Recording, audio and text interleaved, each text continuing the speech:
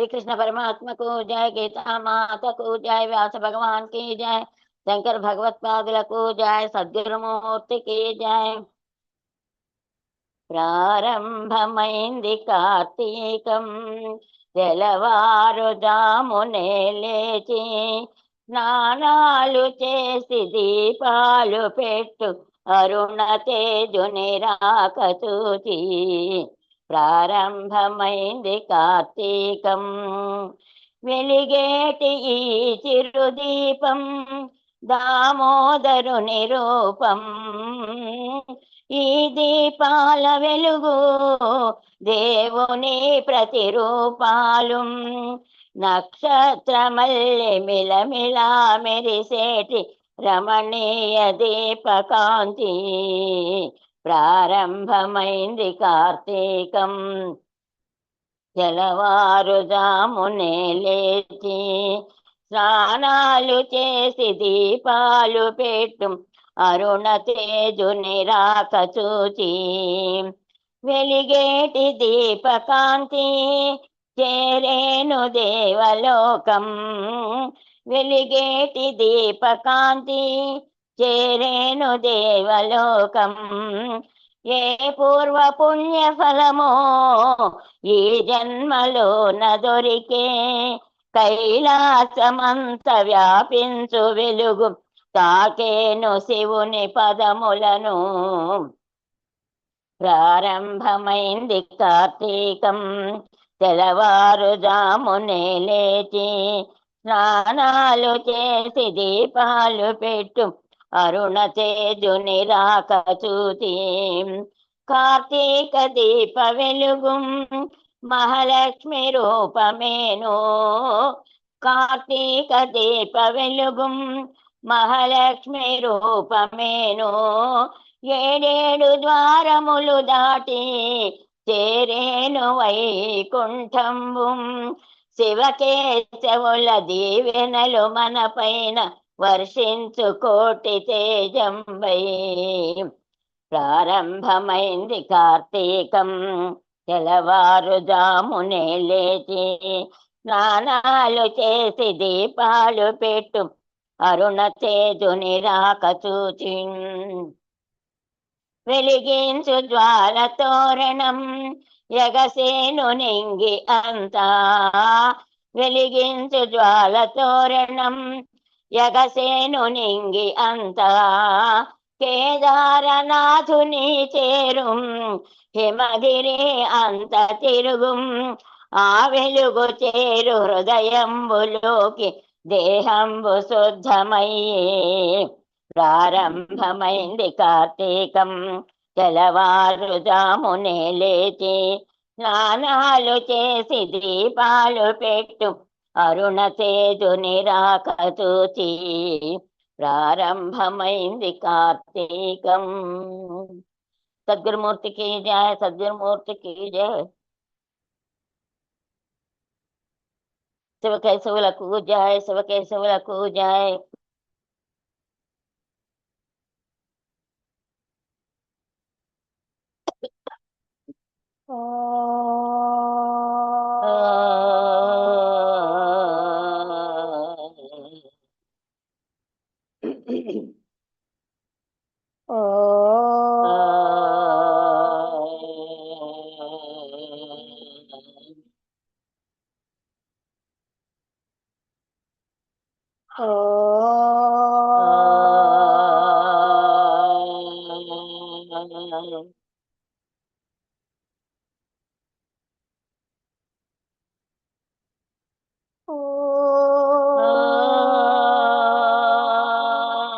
గురు బ్రహ్మా గురుర్విష్ణు గురుర్దేవ మహేశ్వర గురు సాక్షాత్ పరబ్రహ్మ తస్మై శ్రీ గురవే నమః. తస్మై శ్రీ గురవే నమః. ఓం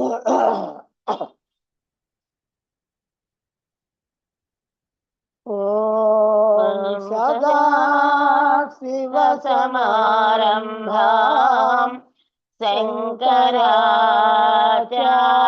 మధ్యమాం అస్మదాచార్య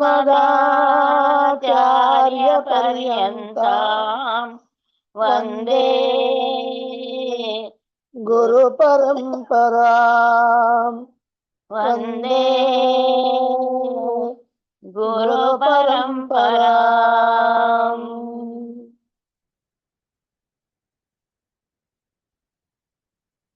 తొమ్మిదవ శ్లోకం.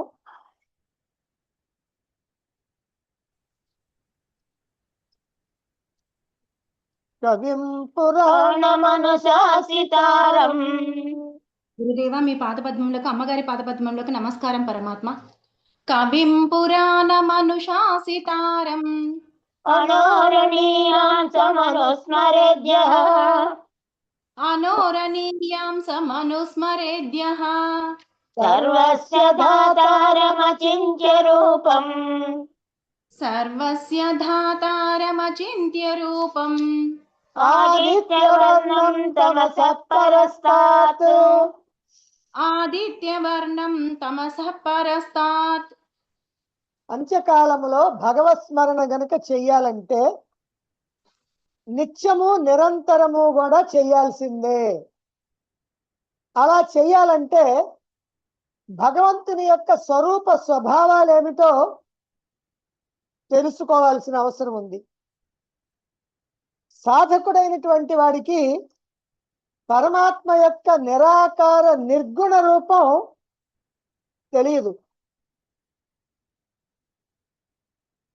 కానీ పరమాత్మని స్మరించాలంటే నిరాకార పరమాత్మ అయినప్పటికీ కొన్ని గుణాలు, కొన్ని లక్షణాలు మనకి తెలియాల.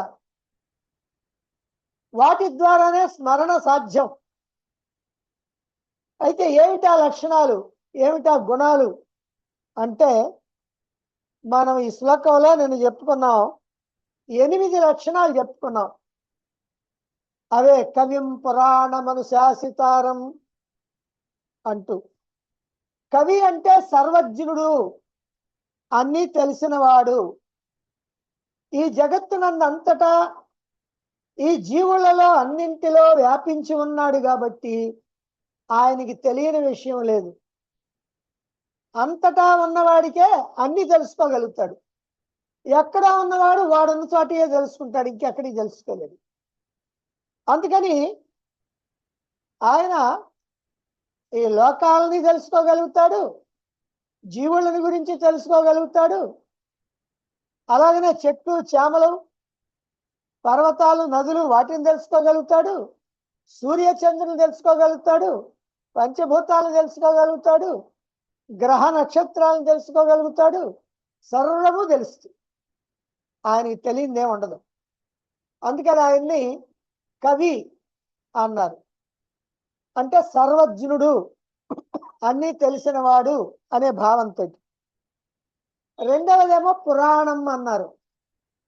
ఆయన యొక్క లక్షణం, ఆయన స్వరూపం పురాణం అంటే పురాతనం, అంటే ఎప్పటి నుంచో ఉన్నటువంటి వాడు, ఇప్పుడు ఉన్నటువంటి వాడు, ఇక ముందు ఉండేటువంటి వాడు.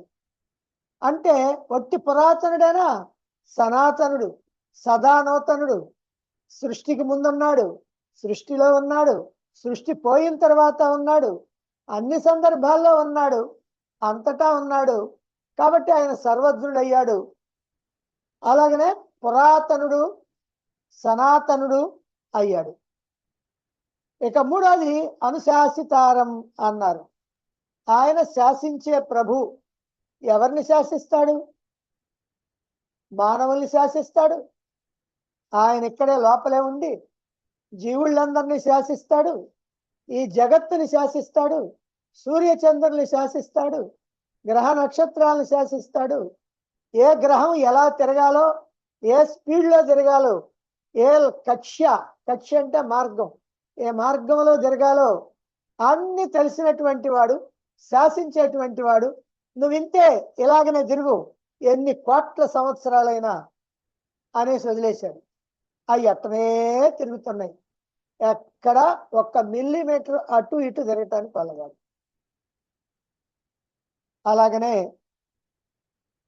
అనోరణీయాన్,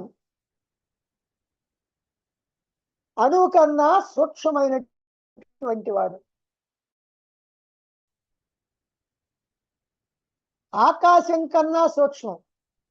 ఆకాశమే ఒకే గుణం ఉన్నది కనుక అన్నిటికన్నా సూక్ష్మం. ఆకాశం కన్నా కూడా అసలు గుణమే లేనటువంటి పరమాత్మ ఇంకా సూక్ష్మాతి సూక్ష్మం. అలాగే సర్వస్య ధాతారం, అన్నిటికీ ఆధారంగా ఉన్నటువంటి వాడు. ఈ జగత్తుకి ఆధారం, జీవులకు ఆధారం. ఈ జీవులందరూ కూడా ఉన్నా పోయినా ఆయన మాత్రం ఉన్నాడు. ఈ జగత్తు ఉన్నా పోయినా ఆయన మాత్రం ఉన్నాడు. చీకట్లో మనకి పాము కనపడ్డది, దానికి ఆధారం తాడు. పాము ఉండొచ్చు పోవచ్చు, తాడు మాత్రం ఎప్పుడు 3 కాలాల్లో ఉంటుంది. పాముగా కనపడక ముందు తాడు ఉంది, పాముగా కనపడేటప్పుడు కూడా తాడే ఉంది, పాము మాయమైన తర్వాత తాడే ఉంది. అలాగే ఈ జగత్తు సృష్టించక ముందు పరమాత్మ ఉన్నాడు, సృష్టిలోనూ పరమాత్మ ఉన్నాడు, ఈ సృష్టి మొత్తం పోయిన తర్వాత పరమాత్మ ఉంటుంది. అందుకని ఆయన అన్నిటికీ అందరికీ ఆధారం అన్నారు. అలాగే అచింత్య రూపం, చింతించటానికి వీల్లేనటువంటి రూపం పరమాత్మ అని. పరమాత్మని ఎట్లాగూ చింతించలేము. కంటితో చూడలేము, చెవులతో వినలేము, ముక్కుతో వాసన చూడలేము, నాలుకతో రుచి చూడలేము, చర్మంతో స్పర్శించలేము. ఈ వేటికి అందదు. కానీ మనసుతో కాస్త అట్లా చింతిద్దాం, భావన చేద్దాం, అది కుదరదు. ఎందుకని? మనం చింతించాలంటే ఒక రూపం అన్నా ఉండాలా, గుణాలన్నా ఉండాలా. రూపమో గుణాలు ఉంటే చింతించగలుగుతాం. మరి రూపం లేదు, గుణాలు లేవు, నిరాకారం, నిర్గుణం. కాబట్టి ఆ పరమాత్మని చింతించడానికి వీల్లేదు. అటువంటిది పరమాత్మ అని. అలాగే ఆదిత్య వర్ణం, నిజంగా వర్ణం లేదు, కానీ ఆదిత్యుడంటే తెలుపు, సూర్యుడు. అసలు ఒక సూర్యుడు అయితే అట్లా కోట్ల సూర్యులు కనుక ఒక్కసారి ఉంటే కళ్ళు మిరుమిట్లు కలిపి కళ్ళు మూసుకోవాలి. కళ్ళు మూసుకుంటే ఏం కనపడుద్ది? ఏం కనపడదు. అంతే. ఇది ఆదిత్య వర్ణం. తమసపరస్తాత్, పరమాత్మ యొక్క గొప్పతనం ఏమిటంటే చీకటికి కూడా ఆవల ఉన్నటువంటి వాడు, చీకటికి వేరుగా ఉన్నవాడు, చీకటిని చూపించగలడు. మనం ఏదైనా దానికన్నా వేరుగా ఉంటే దాన్ని చూడగలుగుతాం. అసలు దానికన్నా వేరుగా లేకపోతే చూసేది ఎట్లా? కుదరదు. అందుకనే పరమాత్మ చీకటికి కూడా వేరుగా ఉండేవాడు అని చెప్పారు. ఈ ప్రకారంగా పరమాత్మని భావిస్తూ నిరంతరం ఆ పరమాత్మ స్మరణ గనక చేస్తే జీవితం చివరిలో మరణ సమయంలో పరమాత్మను స్మరించటానికి వీలవుతుంది, లేకపోతే లేదు. మరి పరమాత్మ స్మరణ వల్ల మనకు కలిగేటువంటి ప్రయోజనం ఏమిటి? ఏ ఫలితాన్ని పొందుతాం? ఇంత కష్టపడి జీవితం అంతా పరమాత్మను స్మరించి ఆ పరమాత్మ స్వరూప స్వభావాలు ఏమిటో తెలుసుకొని ఎంత చేసి స్మరిస్తే చివరికి ఏమిటండి మనకు కలిగేది? ఏ ప్రయోజనం లేకపోతే మనకి ఎందుకండి శ్రమ? కాబట్టి ఏదో ప్రయోజనం ఉండాలి కదా. కనుక ఏమిటి ఆ ప్రయోజనం అంటే 10వ శ్లోకంలో చెప్తున్నారు. 10వ శ్లోకం చూడండి.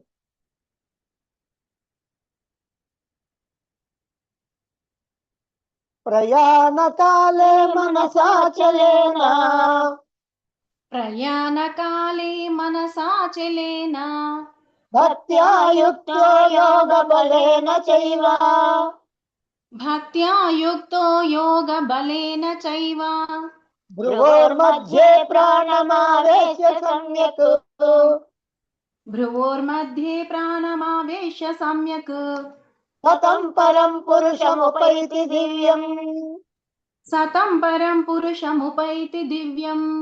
ప్రయాణకాలే మనసాచలేన, ప్రయాణకాలే మనసాచలేన భక్త్యా యుక్తో యోగ బలేన చైవ భక్త్యా యుక్తో యోగ బలేన చైవ భ్రువోర్మధ్యే ప్రాణమావేశ్య సమ్యక్ భ్రువోర్मध्ये ప్రాణమావేశ్య సమ్యక్ గతం పరం పురుషముపైతి దివ్యం సతం పరం పురుషముపైతి దివ్యం సహా భక్త్యా యుక్త్యా, అటువంటి భక్తి కలిగినటువంటి పురుషుడు, భక్తితో కూడినటువంటి పురుషుడు ప్రయాణకాలే, అంత్యకాలంలో, మరణ సమయంలో యోగ బలేన చ, యోగ బలంతో కూడిన వాడై అచలేన మనస, కదలకుండా నిశ్చలంగా ఉన్నటువంటి మనస్సుతో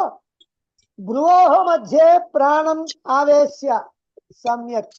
భ్రువో అంటే భ్రుమధ్యం, మధ్యే ఆ భ్రుమధ్యంలో, ఆ భ్రుమధ్యంలో చక్కగా ప్రాణం ఆవేశ్య, ప్రాణాన్ని నిలిపి, అంటే ప్రాణాన్ని తీసుకెళ్ళి అక్కడ నిలపాలంట.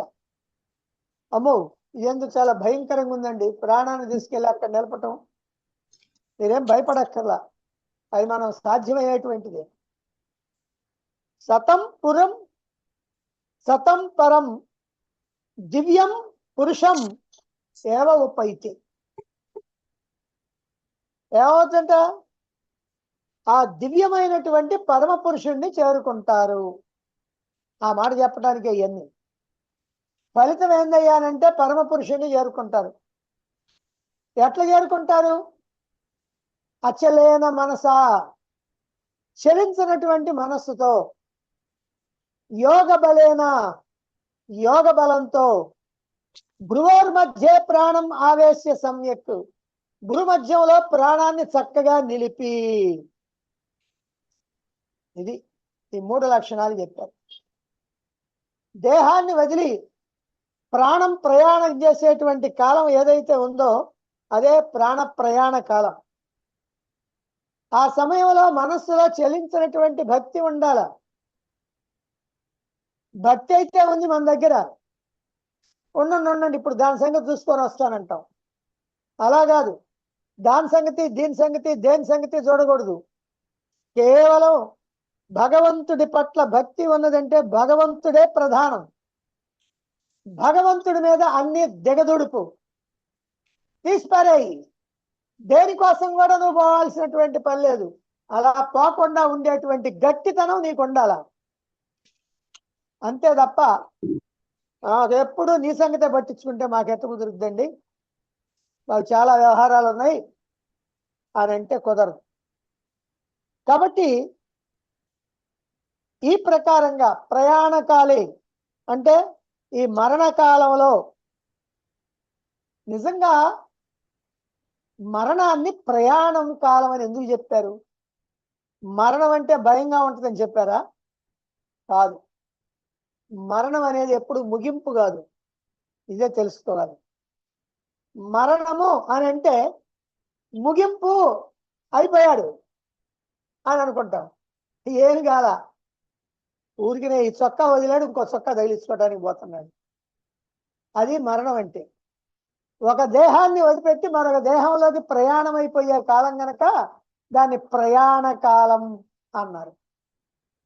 జాగ్రత్త గుర్తుపెట్టుకోండి, ప్రయాణ కాలం అని ఎందుకు అన్నారు?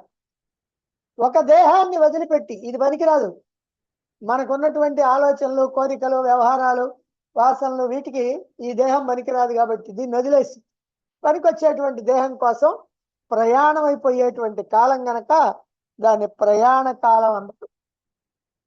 అంతేగాని మరణం అనేది ముగింపు కానే కాదు. దేహాన్ని ఇంతవరకు ఆడించుకున్నటువంటి వాడు ఇంకా ఉన్నాడు, వాడి దేహంలో నుంచి బయటికి పోయాడు కానీ ఇంకా ఉన్నాడు, బతికే ఉన్నాడు, అవ్యక్తంలో ఉన్నాడు, అంతే. మరి ప్రయాణం ఉందంటే మనం ఏం చేస్తాం? పూర్వకాలంలో అయితే కాశీ ప్రయాణం పోతున్నామండి, రామేశ్వరం పోతున్నాడు, ఈ రెండే ప్రధానం. పూర్వం కాశీ రామేశ్వరం, అటుపోయినా 2 నెలలు, ఇటుపోయినా 2 నెలలు పట్టుద్ది. ఎందుకంటే చాలా దూరం నడిచిపోవాలి. అప్పుడు రైళ్ళు, బస్సులు, ఈ విమానాలు ఇట్లాంటివి ఏమి లేవు. అందుకని ఎక్కడికి పోయినా నడిచిపోవాల్సింది. ఎక్కడన్నా ఎద్దుల బళ్ళు కానీ గుర్ర బళ్ళు కానీ ఉంటే అవి కట్టించుకుంటారు ఆ కాస్త దూరం. ఆ తర్వాత మళ్ళీ నడక. అప్పుడు అన్ని సర్దుకోవాలి వీళ్ళు, ఏమేం కావాలి. ముందు ప్రత్యేకంగా పెద్ద చెంబు ఒకటి తీసుకుంటారు. దేనికని అంటే వండుకోవటానికి.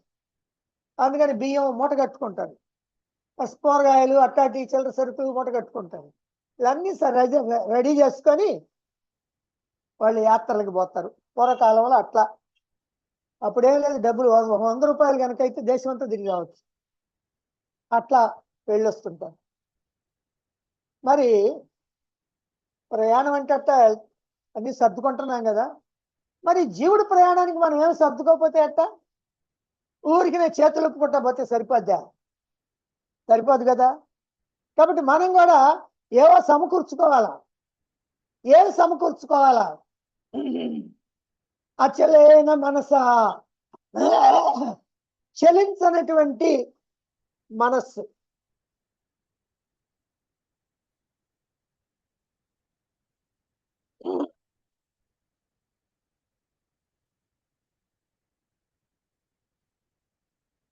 మనస్సు చలించకుండా ఉండాల. ఎటు పడితే అటు పరిగెత్తకూడదు.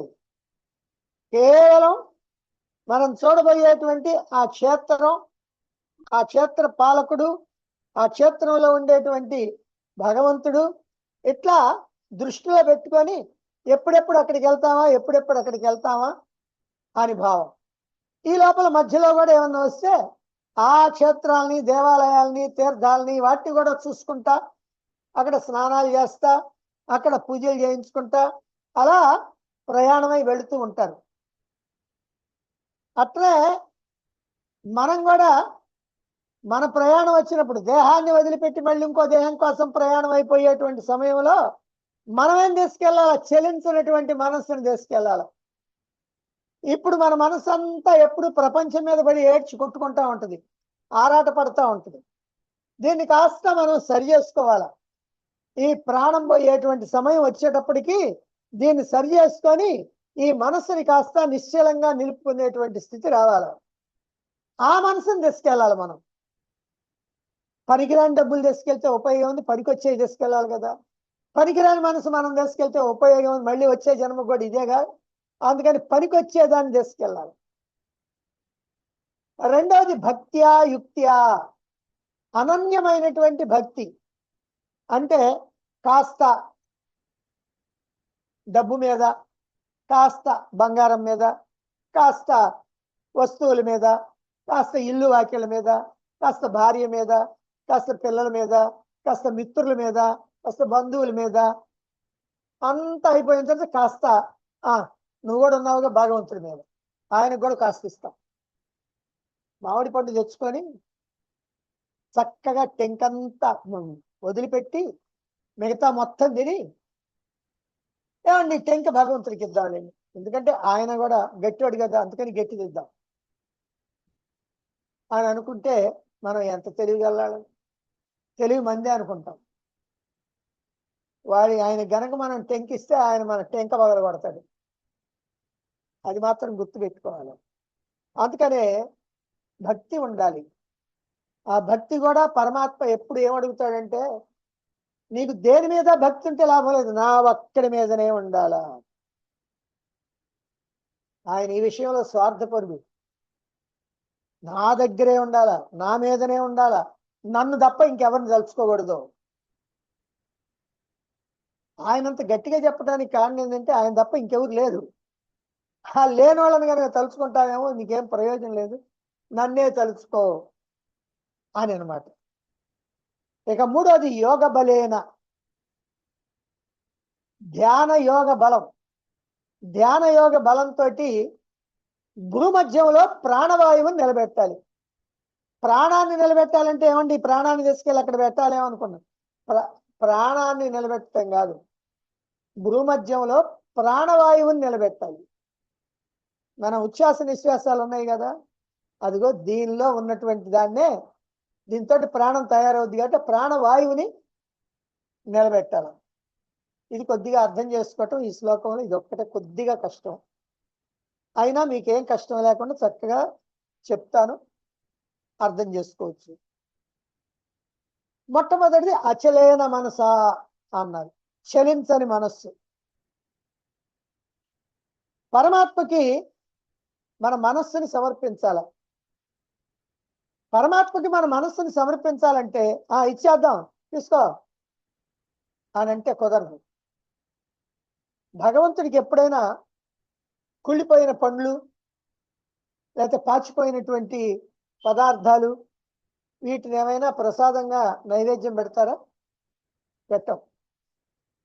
కుళ్ళిపోయిన కొబ్బరికాయ కొడతారా?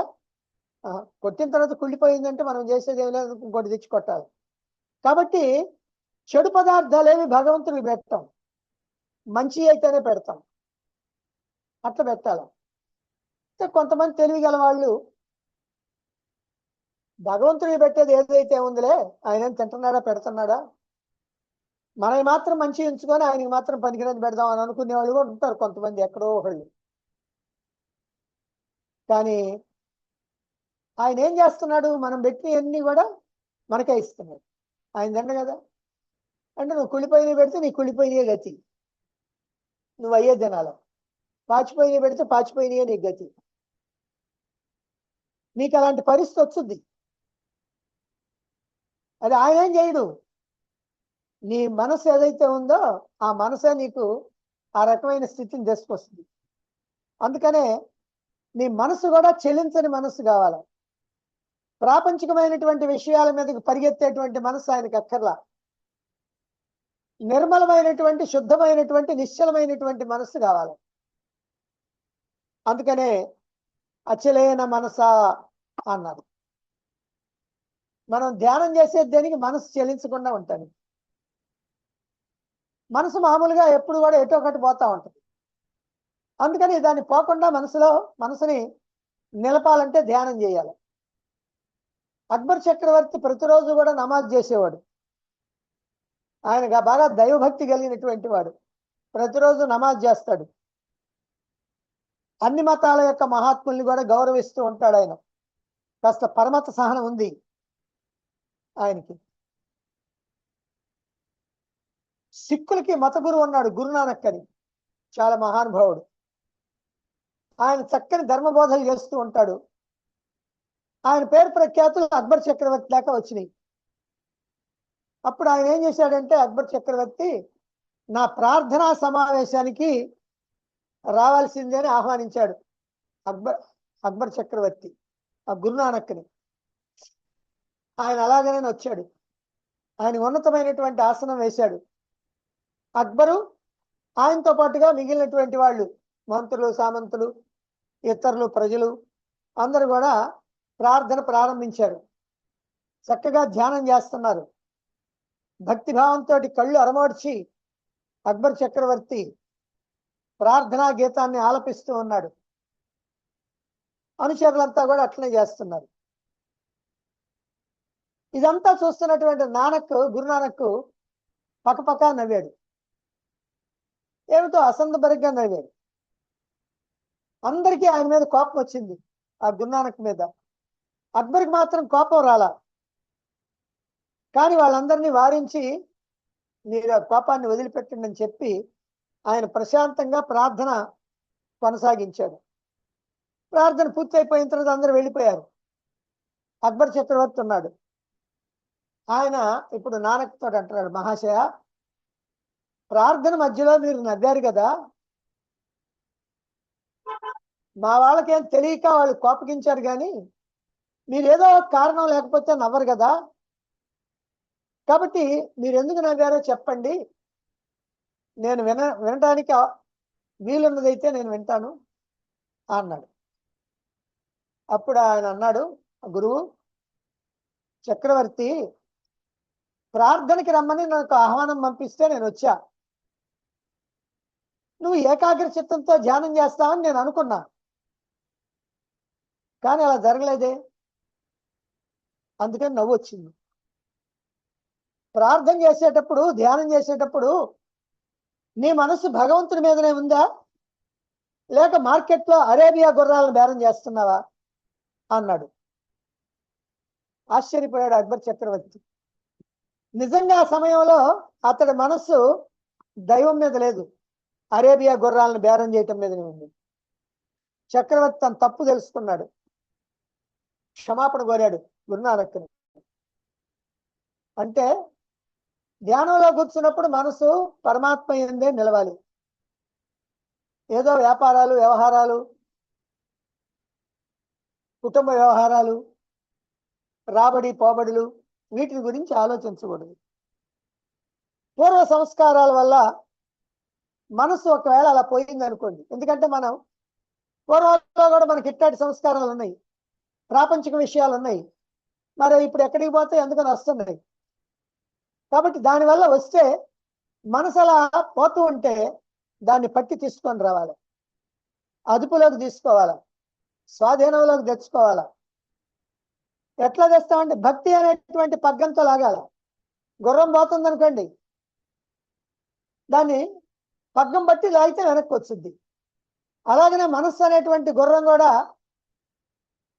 పోతా ఉంటే దాన్ని ఎట్లా కంట్రోల్ చేయాలంటే భక్తి అనేటువంటి పగ్గంతో లాగి పట్టుకోవాలి. అప్పుడు దాన్ని పరమాత్మ యొక్క పాదపద్మాల మీద నిలపాలి. ఇది అచలైన మనస, చలించినటువంటి మనస్సు. ఇక రెండవదేమో భక్త్యా యుక్త్యా అన్నారు. అంటే భక్తితో భగవంతుడి యందు మనస్సు నిలపాల. మనస్సు నిలపటం అంటే ఆలోచనలు నిలపటం. మనస్సు అంటే ఏంది? ఇదేమైనా ఒక వస్తువు తీసుకెళ్ళి అక్కడ పెట్టడానికి. మన ఆలోచనలే మనస్సు. కాబట్టి మన ఆలోచనలన్నీ భగవంతుడి గురించి ఆలోచించాలి.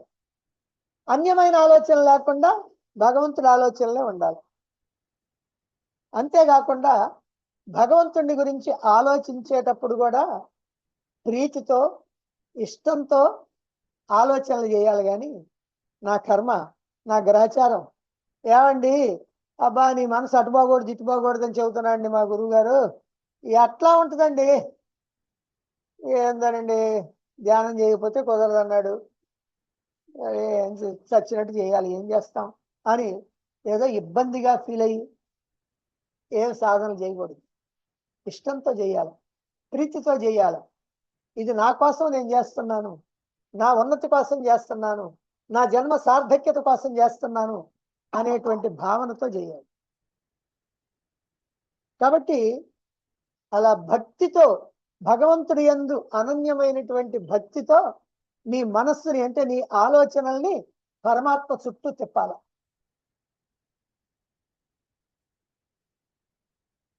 పరమాత్మ మీద ఉన్నటువంటి ప్రేమనే భక్తి అంటారు. ఇది నారద మహర్షి తెలియజేయటందని. పరమాత్మ యందు ప్రేమనే భక్తి అంటారని నారద భక్తి సూత్రాల్లో నారద మహర్షి తెలియజేశారు. ప్రతివాడికి ఏదో ఒక వస్తువు మీద ప్రేమ ఉంటుంది.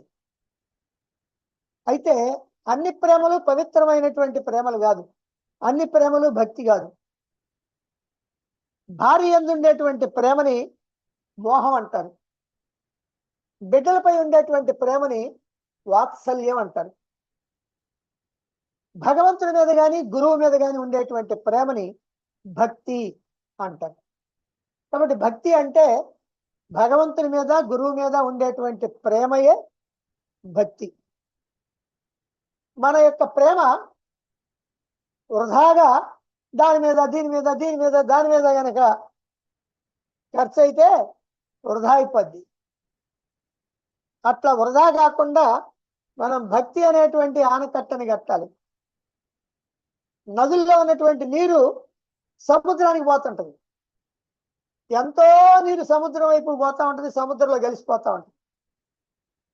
కానీ మరి మన పంట పొలాలకి నీరు కావాలంటే, తాగటానికి నీరు కావాలంటే ఆ నీరే కావాలి. అదేమో పట్టుకుందామంటే ఆగుద్దా, పోతా ఉంటుంది. మరి ఎట్లా? అందుకని ఆనకట్ట కట్టి నీటిని నిల్వ చేస్తారు. ఓ 400 అడుగులు, 500 అడుగులు, 600 అడుగులు అట్లా నీటిని నిల్వ చేస్తారు. నిల్వ చేసిన నీరుని కాలువల ద్వారా ఎక్కడికి కావాలంటే అక్కడికి కాలువలతో పంపిస్తుంది. ఆ రకంగా పంట పొలాలకి వస్తుంది, తాగటానికి వస్తుంది, అలా నీరు వస్తుంది. అలాగనే ఇక్కడ కూడా భక్తి అనేటువంటిది కూడా ఒక ఆనకట్టలాగా ఉండాలి. అంటే మనం గనక మెదలకుండా ఊరుకుంటే ఎటు పడితే అటు పోద్ది. ఈ భక్తి అన్నిటి మీదకి పోద్ది. అన్నిటి మీదకి పోతే భగవంతుడి మీద కొద్దిగా వస్తుంది. కానీ భగవంతుడి మీదనే పూర్తిగా ఉండాలంటే అన్ని ఆపాల, ఆనకట్ట కట్టాలి. అదే ప్రేమకి భక్తికి సార్థకత. ఒక ఆశ్రమంలో గురువు గారు ఉన్నారు. చక్కగా శిష్యులకి బోధ చేస్తూ ఉన్నాడు. ఒక రోజున శిష్యులతో కలిసి ప్రకృతి సౌందర్యాన్ని చూడాలనే ఉద్దేశంతో అందరిని తీసుకొని అలా అలా వెళ్ళాడు. ఒక చోట బ్రహ్మాండమైనటువంటి ఒక పుష్పవనం కనపడ్డది, పూల తోట కనపడ్డది. సరే, దాన్ని హాయిగా తిలకిస్తున్నారు. చల్లటి గాలి, చక్కటి మార్గాలు, బాగా పెంచినటువంటి పూల చెట్లు, ఇవన్నీ ఉండేటప్పటికి మనసుకు బాగా ఆహ్లాదంగా ఉంటుంది. సరే, అక్కడ గులాబీ పుష్పాలు ఉన్నాయి, బాగా విరగబూసి ఉన్నాయి. దాంట్లో పుష్పాన్ని తుంచుదామని చెప్పి తుంచబోయాడు గురువు గారు. అయితే దాన్ని తుంచాడు కానీ దాని యొక్క ముళ్ళు గుచ్చుకుంది. గుచ్చుకొని బాగా రక్తం కారుతా ఉంది. పుష్పాన్ని మామూలుగా మెల్లగా జాగ్రత్తగా గొయ్యాల. కొయ్యటంతో పొరపాటున ఈ ముళ్ళు గుచ్చుకునేటప్పటికల్లా రక్తం కారుతా ఉంది. అది చూచి పక్కన శిష్యులు ఉన్నారు కదా, అందుకని వెంటనే ఆ ఏలికి గుడ్డ కడదాము, రక్తం కారకుండా ఆపుదాం అని ఆ గుడ్డ కోసమని ఆశ్రమానికి పరిగెత్తారు. కొంతమంది ఏం చేశారంటే గురువు గారు అడిగితే అప్పుడు ఆలోచిద్దామని అనుకున్నారు. ఆయన ఏం మన అడగలేదు కదా, ఆయనకేం బాధలేదేమోలే అంటే రక్తం కారటం చూశారు. చూసి ఆయన అడగలేదు కదా అని ఊరుకున్నారు. ఒక శిష్యుడు మాత్రం పైన కప్పుకున్నటువంటి ఉత్తరం ఉంటే దాన్ని చించి వెంటనే ఆ వేలికి చుట్టేశాడు. రక్తం కారటం ఆగిపోయింది అటు గట్టిగా చుట్టేసేటప్పుడు. అప్పుడు గురువు అనుకున్నాడు, ఇతడు కదా నిజమైనటువంటి భక్తుడు అని అతని మీద ప్రత్యేకమైనటువంటి అభిమానం చూపిస్తున్నాడు గురువు. అలాగే కొంతమంది, ఇదంతా ఎందుకు చెప్తున్నానంటే ఈ 3 రకాల శిష్యులు ఏనాడు కూడా ఎప్పుడు కూడా ఉంటారు ఈ లోకంలో. గురువు గారికి ఏదైనా కష్టం కనుక కలిగితే, ఏదైనా ఆయనకు అవసరం వస్తే ఆయన అడిగితే సాయం చేద్దాం, అడగకపోతే ఆయనకు అహంకారం ఉన్నట్టేగా అని అనుకుంటున్నారు. కానీ వీళ్ళ అహంకారం సంగతి తెలియదు. ఆయనకు అహంకారం, అడగలేదు కాబట్టి ఆయనకు అహంకారం అనుకున్నారు. అడిగితేనే మనం సాయం చేద్దాం, లేకపోతే మనం ఎందుకు చేయటం అనుకునే వీళ్ళ అహంకారం వీళ్ళకి గుర్తులేదు. ఇలాంటి వాళ్ళు కొంతమంది ఉంటారు. గురువుని కూడా పరీక్షించాల, ఆయనకు అహంకారం ఉందా లేదా, అడుగుతాడా లేదా అని. అంటే గురువు తన దగ్గర చేయి జాపి నువ్వు ఈ సాయం చెయ్యయ్యా, లేకపోతే ఎట్లా, నాకు భలే బాధగా ఉంది అని చెబితే అప్పుడు ఈయన సాయం చేయటానికి ప్రయత్నం చేస్తాడు. ఇది ఒక రకమైనటువంటి శిష్యుడు అనమాట. మరికొందరు ఉన్నారు, వాళ్ళు ఏం చేస్తారంటే తమ పైసా పోకుండా గురువు గారికి ఏదైనా సమర్పించాలంటే వాళ్ళ దగ్గర వీళ్ళ దగ్గర చందాలు వేసి కానీ ఎక్కడైనా కొట్టేసి కానీ తీసుకొచ్చి ఏదైనా ఎవరిని చేయబెట్టి కానీ అలా తెచ్చి దానిలో కొంత ఇద్దాం, ఎట్టాగు మనం దొంగతనమో మోసమో చేసి సంపాదించే దాంట్లో కొంత దేవుడికి వాటా పెట్టాలి కదా, ఈయనకే పెడదాంలే అనుకొని అలాంటి వాళ్ళు కూడా ఉంటారు. అయితే కొద్దిమంది మాత్రమే మనకున్న సంపద అంతా గురువు కోసమే, గురువు కోసం వినియోగించినటువంటి సంపద ఎందుకు నాకు వ్యర్థం అని భావిస్తూ గురువుని తృప్తిపరుస్తూ గురువుకి ఆనందం కలిగిస్తూ సర్వకాల సర్వావస్థల్లో కూడా ఈ గురువు ఆనందంగా సంతోషంగా ఉండాలి, నాకు ఈ మోక్ష మార్గాన్ని చూపించాలి, నాకు అన్నిటికంటే ప్రధానం ఇది ఈ ఒక్క జన్మ బాగుంటాం కాదు నాకు కావాల్సింది, నా జన్మ సార్థకం కావటం. ఈ జన్మలో బాగా ఉన్నాం, బాగా సంపాదించాం, ఏ కారణం చేతనో సంపాదించాం, బాగానే ఉంది, చూసుకుంటా ఉంటాం, ఎప్పుడో పోతాం, దాంతో మనకి సంబంధం లేదు. ఇక నీకు హక్కు లేదు కదా, హక్కు పోయింది, నీకు ప్రాణం పోవటంతో హక్కు పోయింది. కొంతమందికి ప్రాణం ఉన్నప్పుడు కూడా హక్కు పోద్ది, ఎవడో ఒకడు లాగేస్తాడు, మోసం చేసి తీసుకుంటాడు. కనుక ఇది శాశ్వతం కాదు అని ఇదిగో తన దగ్గర ఉన్నటువంటి వస్త్రాన్ని చింపి కట్టుకట్టినటువంటి శిష్యుడు ఇదిగో ఈ జాతి వాడు, ఇప్పుడు చెప్పుకున్నటువంటి వాడు. మరి అడిగితేనే చెయ్యాలా అని కూర్చున్నారే వాళ్ళు అహంకారులు. కొంతమంది ఆశ్రమానికి పరిగెత్తారు గుడ్డపేలిక కోసం, వాళ్ళెవరు? గురువుకి ఏదైనా సమర్పించాలంటే ఎక్కడి నుంచో రావాల, మంది మాత్రం ఇవ్వకూడదు అనేటువంటి వాళ్ళు. ఇవన్నీ వీళ్ళ తెలివితేటలే కానీ తర్వాత ఏమవుద్దో పాపం వాళ్ళకి తెలియదు. ఎందుకని అంటే గురువుకి సమర్పించింది మనకి 10 వస్తుంది. గురువుకి ఏది సమర్పించినా మనకి మళ్ళీ తిరిగి వస్తుంది. భగవంతుడికి ఏది సమర్పించినా అది కూడా తిరిగి వస్తుంది. అందువల్ల ఇక్కడ మనం ఆ పిసినారితనం చూపించకూడదు. భగవంతుడి యొక్క అనుగ్రహం, గురువు యొక్క అనుగ్రహం ఎవరికి దక్కుద్ది? గురువు పట్ల అనన్యమైనటువంటి భక్తి ఎవరికైతే ఉందో వాళ్ళకి కలుగుద్ది. ఈ లెక్కలు చూసుకునే వాళ్ళకి కలగదు. గురువు పట్ల అనన్యమైనటువంటి భక్తి ఉండాలి. ఇక మూడోది యోగ బలేన, యోగ బలంతో, ధ్యాన యోగ బలంతో గురువారి మధ్య ప్రాణం ఆవేశ్య సమ్యక్, గురు మధ్యలో ప్రాణం నిలబెట్టడం. ఇదే కాస్త కష్టమైనటువంటి విషయం. అందుకనే దీన్ని వివరంగా మనం రేపు చెప్పుకుందాం. ఎందుకనంటే యోగ బలం అంటే ఏమిటి చెప్పుకోవాలి. దీంట్లో యోగ మార్గం ఉంది, జ్ఞాన మార్గం ఉంది. యోగ మార్గంలో కూడా హఠయోగం ఉంది, సచక్ర భేదనం ఉంది.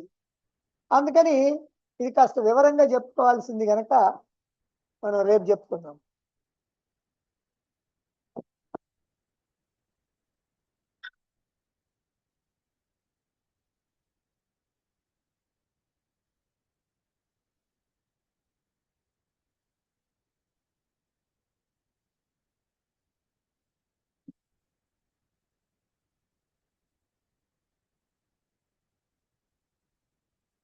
ముక్తికోపనిషత్తు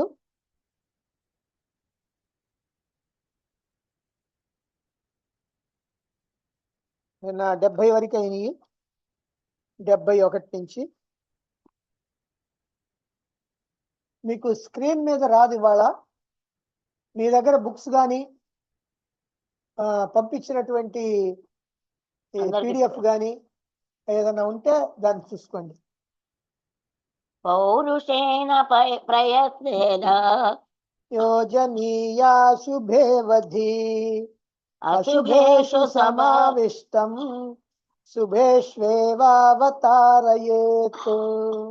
స్వాహా ఇదం రామచంద్రాయ ఇదం నమః అశుభాచాలితం యాతి శుభం తస్మాదపి తరతు పౌరుషేణ ప్రయత్నేన లాలయేత్ చిత్తచాలకం.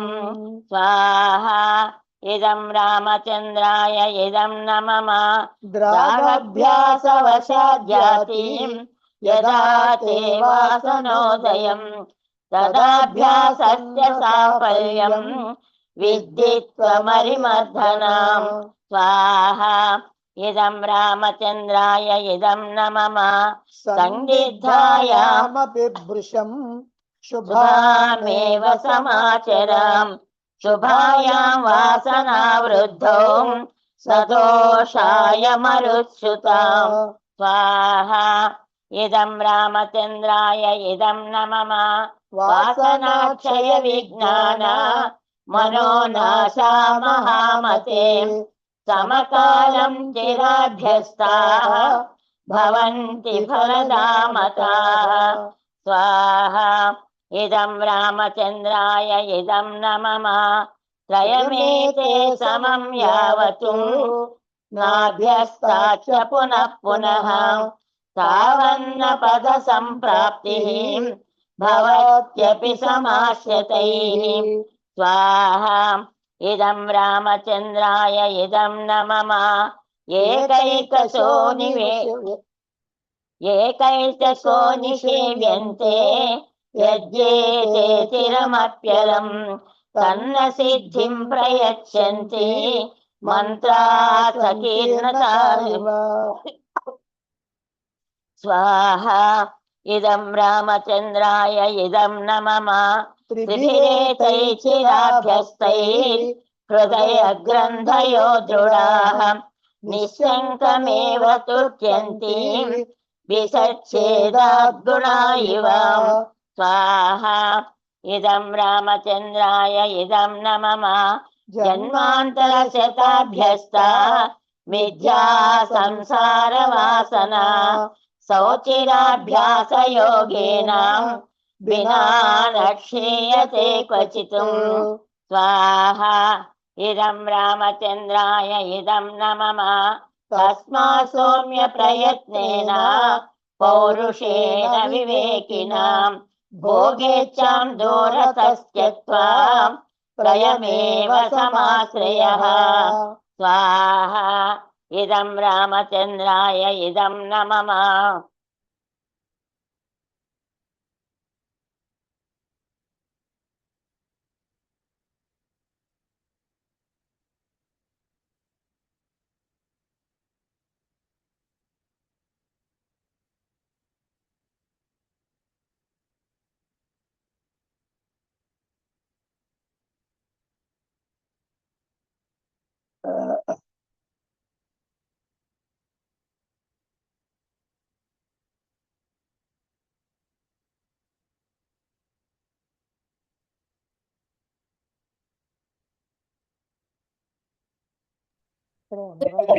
క్విజ్ రేపు పెడతాము. ఎవరికైనా డౌట్స్ ఉంటే హ్యాండ్ రైస్ చేయొచ్చు. సరే, మీకు ఎవరికైనా సందేహాలున్నా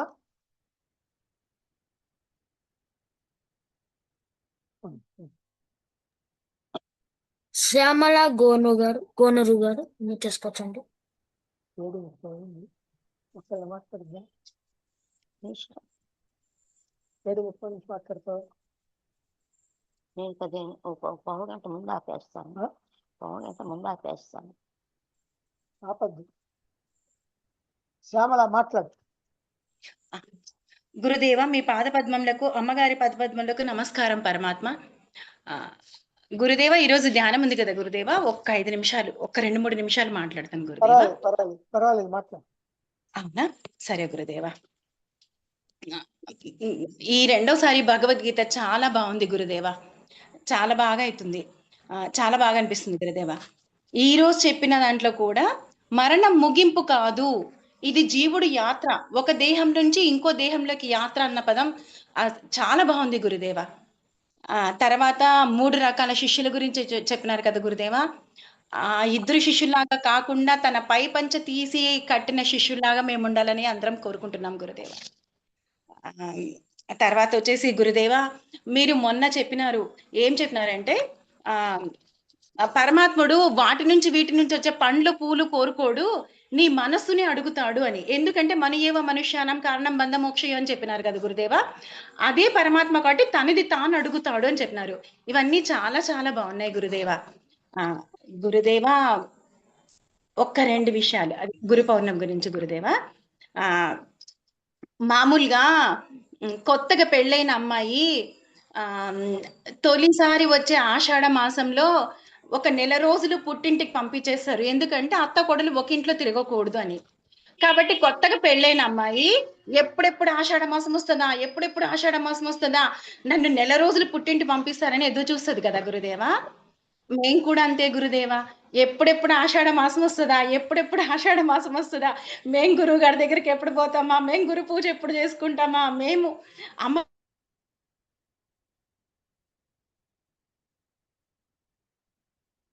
గురుదేవా.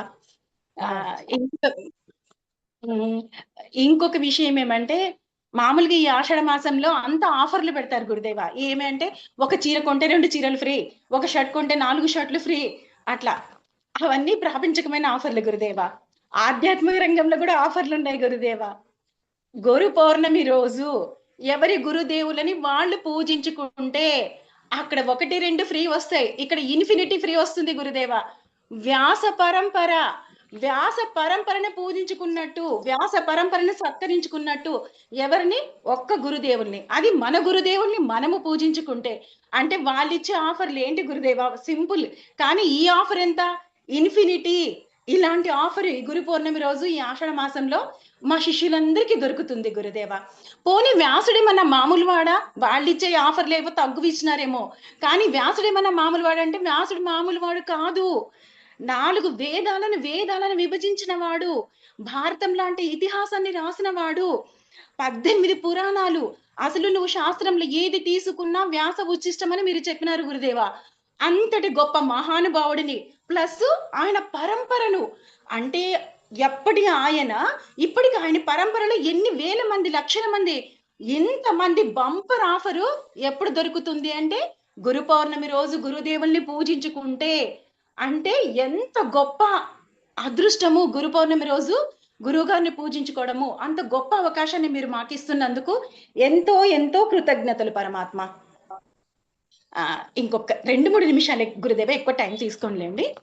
మొన్న రమణారెడ్డి సార్ చెప్పినారు. ఏం చెప్పినారంటే, మనము ఒక్క కాయిన్ ఇచ్చామంటే మనకి 1,00,000 కాయిన్స్ వస్తాయి అని. నిజం గురుదేవ, కాదనితే చెప్పేది లేదు, నిజం. కానీ అది ప్రాపంచిక ప్రయోజనం. ఒక కాయిన్కి 1,00,000 కాయిన్స్ వచ్చేది. కానీ అంతకంటే ఎక్కువ ప్రయోజనం ఇక్కడ మాకుంది గురుదేవ. ఆధ్యాత్మిక ప్రయోజనం ఏంటి తెలుసా? 1,00,000 కాయిన్స్ వస్తే ఇప్పుడు మీరు చెప్పినారు, మన కాడ ఎంత ఉన్నా ఈ శరీరం నుంచి ప్రాణం తీసేస్తే దాని మీద హక్కు లేదు అని. కాబట్టి 1,00,000 కాయిన్స్ మాకు వచ్చిన దాని మీద మాకు హక్కు లేదు, శరీరం నుంచి ప్రాణం పోయిందంటే. కానీ అంతకంటే మేము పెద్ద బెనిఫిట్ ఏం పొందుతున్నామంటే గురుదేవా, లక్షల జన్మల్ని పోగొట్టుకుంటున్నాం గురుదేవా. మళ్ళీ ఎత్తాల్సిన లక్షల జన్మల్ని ఈ జ్ఞానం తెలుసుకోవటం వల్ల మేము వాటన్నిటిని తగ్గించుకోగలుగుతున్నాం. తగ్గించుకునేటప్పుడు మీరు 5 రుణాలు చెప్పినారు గురుదేవ. దేవత రుణమని, ఋషి రుణమని, మానవ రుణమని, భూత రుణమని, పితృ రుణమని. అంటే ఇంత జ్ఞానం ఎక్కడి నుంచి వస్తుంది? గురుదేవులు ఇవ్వబట్టే వస్తుంది. గురుదేవులు ఇస్తున్నారు కాబట్టి ఆ రుణం తీర్చుకోకపోతే. ఇంకొక విషయం కూడా మాకు తెలిసిన విషయం ఏమంటే గురుదేవ, ఏ రుణం మనం పెట్టుకున్నా ఆ రుణం మళ్ళీ జన్మలకు తీసుకొని వస్తుంది.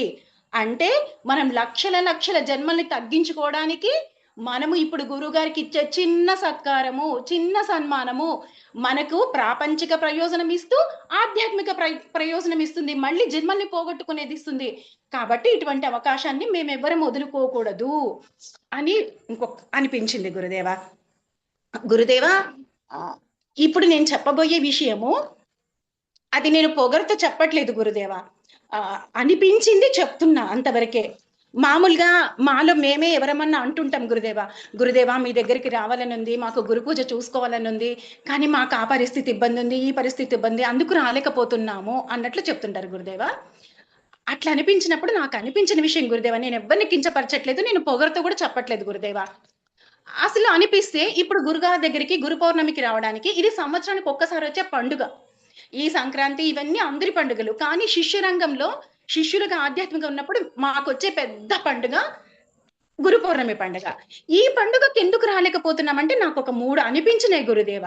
1 డబ్బు, 2 తోడు, 3 పొవ్వాలి అన్న గట్టి సంకల్పం లేకపోవడం అనిపించింది. మొదటిది డబ్బు. ఒకవేళ డబ్బే సమస్య అయితే మేము ఒక పని చెయ్యొచ్చు కదా అనిపించింది గురుదేవ. ఏం పని అంటే, ఈ గురు పూర్ణం అయిపోయిన వెంటనే మేమేం చేయాలంటే ఒక హుండీ పెట్టుకోవాలి. పెట్టుకొని ఆ హుండీలో ఇది గురువు గారి గురు పూర్ణమ హుండీ అంతే. ఇది గురువు గారిది, మాది కాదు, గురువు గారిది. రోజు ఒక 10, 20, 30 దాంట్లో వేసుకుంటూ పోయినామనుకో మన చేతిలో మనకు అవకాశం ఉన్నంత.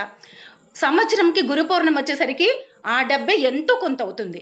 అది గురువు గారి డబ్బు అని మేము చెప్పినాం కాబట్టి దీనికి ఎట్లా అనిపించింది అంటే గురుదేవ, మీరేం చెప్పినారంటే కల్పాంతములో అంటే సృష్టి ప్రళయం వచ్చినప్పుడు అందరి జీవుళ్ళవి కారణ శరీరాలు, సూక్ష్మ శరీరాలు పోయి బ్రహ్మల ప్రళయం అవుతాయి. ప్రళయం అయిన తర్వాత మళ్ళీ ఏమైతాయి, అవే వాసనలుగా ప్రేరణ కలిగించి మాకు అనుభవాలు కావాలి, అనుభవించడానికి మాకు శరీరం కావాలి అని చెప్పి ఆ వాసనలే ప్రేరణ కలిగించి మళ్ళీ సృష్టి మొదలవుతుంది అని చెప్పినారు. ఇప్పుడు ఆ హుండీలోని డబ్బే ప్రేరణ కదిలిస్తుంది. ఇది గురుగారి డబ్బు, ఇది గురుగారికి చేర్చు, ఇంత జ్ఞానాన్ని పొందుతున్నావు, రోజు ఇంత జ్ఞానాన్ని పొందుతూ గురుగారి డబ్బుల్ని దగ్గర పెట్టుకున్నామా అని అప్పుడు ఆషాఢ మాసం ఎప్పుడు వస్తుందని మేమే ఎదురు చూస్తాం.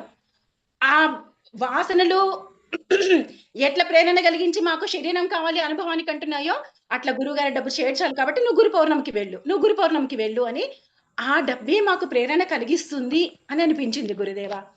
ఇంకొకటి రెండో తోడు అంటే కొందరు ఉంటారు, ఇప్పుడు మేమైతే ఇద్దరం వింటున్నాం కాబట్టి మాకు మీరిద్దరు వింటారు, మీకు తోడుకేం అవసరం లేదు, నువ్వు దండిగా చెప్పగలుగుతావు అనొచ్చు. సరే, ఒక్కరు ఉండే వాళ్ళు ఉంటారు, ఇంట్లో ఇష్టం లేకుండా ఒకరే వినే వాళ్ళు ఉంటారు. వాళ్ళకి తోడేముంది, ఈ ప్రేరణతో మనం ఒక 10 రోజుల ముందు ప్రవీణ్ గారికి ఫోన్ చేయాలి. ప్రవీణ్ గారు, మేము పలానా ఏరియాలో ఉంటాము, మేము గురు పౌర్ణమికి వెళ్ళాలని నిశ్చయించుకున్నాం, ఫిక్స్డ్ అది, మాకు ఏదన్నా దారి చెప్తారా మీరు, మా ఏరియాలో వచ్చే వాళ్ళు ఎవరన్నా ఉన్నారేమో మాకు చెప్తారా అంటే ఒక 10-15 రోజుల ముందర మేము ప్రవీణ్ గారికి అందరం చెప్తాం ఎక్కడి నుంచి వస్తున్నామన్న విషయం. కాబట్టి ప్రవీణ్ గారికి తెలుస్తుంది. కాబట్టి ప్రవీణ్ గారు ఏం చేస్తారు, ఆ నెంబర్ మనకిస్తాడు, మన సరౌండింగ్ లో ఉండే వాళ్ళ నెంబరు. అప్పుడు మనం వాళ్ళకి ఫోన్ చేసుకోవాలి, ఇట్లా మేము గురు పౌర్ణమికి వెళ్ళాలని ఉంటాం, మీరు ఎలా వెళ్తున్నారు, మీరు బస్సులో వెళ్తున్నారా, రైల్లో వెళ్తున్నారా, మీకు ఏమైనా సొంత వెహికల్ ఉందా, మాకు ఇంట్లో వసతి లేదు, కొంచెం మాకు సాయం చేస్తారా అంటే ఈ రంగంలో ఉండే వాళ్ళు వేరే వాటికన్నా చేస్తారో చేయరో కానీ ఇట్లా గురుగారి దగ్గరికి వెళ్తున్నాం, గురు పౌర్ణమికి వెళ్తున్నాం అంటే ఖచ్చితంగా సాయం చేస్తారు గురుదేవ, వాళ్ళే తీసుకుని వాళ్ళే వదిలిపెడతారు అని అనిపించింది గురుదేవ. ఇంకొకటి గట్టి పట్టుదల అంటే ఇప్పుడు మేము చూస్తున్నాం గురుదేవ, మేము గుండె మీద చెయ్యి వేసుకొని ఇప్పుడు దగ్గర 500 మంది వింటున్నాం, అందులో 3 విడతలుగా వింటున్నాం గురుదేవ. మీరు 35 ఏళ్ళ నుంచి అట్లా చిలుకలూరుపేటలో చెప్పేటప్పుడు వినే భక్తులు శిష్యులంతా ఒకటి, కరోనా టైంలో జాయిన్ అయిన వాళ్ళందరము దగ్గర ఒకటి, ఇప్పుడు కొత్తగా భగవద్గీత మొదలైనప్పుడు స్టార్ట్ అయిన వాళ్ళు ఒకటి. 3 గుంపుల మందిలో కూడా ఇట్లా గుండె మీద చెయ్యి వేసుకొని మేము ఒక్క రోజు కూడా వీడియో ఆఫ్ చేయకోకుండా ప్రవచనం మొదటి నుంచి చివరి దాకా విన్నాము అని చెప్పిన వాళ్ళము ఒక్కరం కూడా లేము గురుదేవ.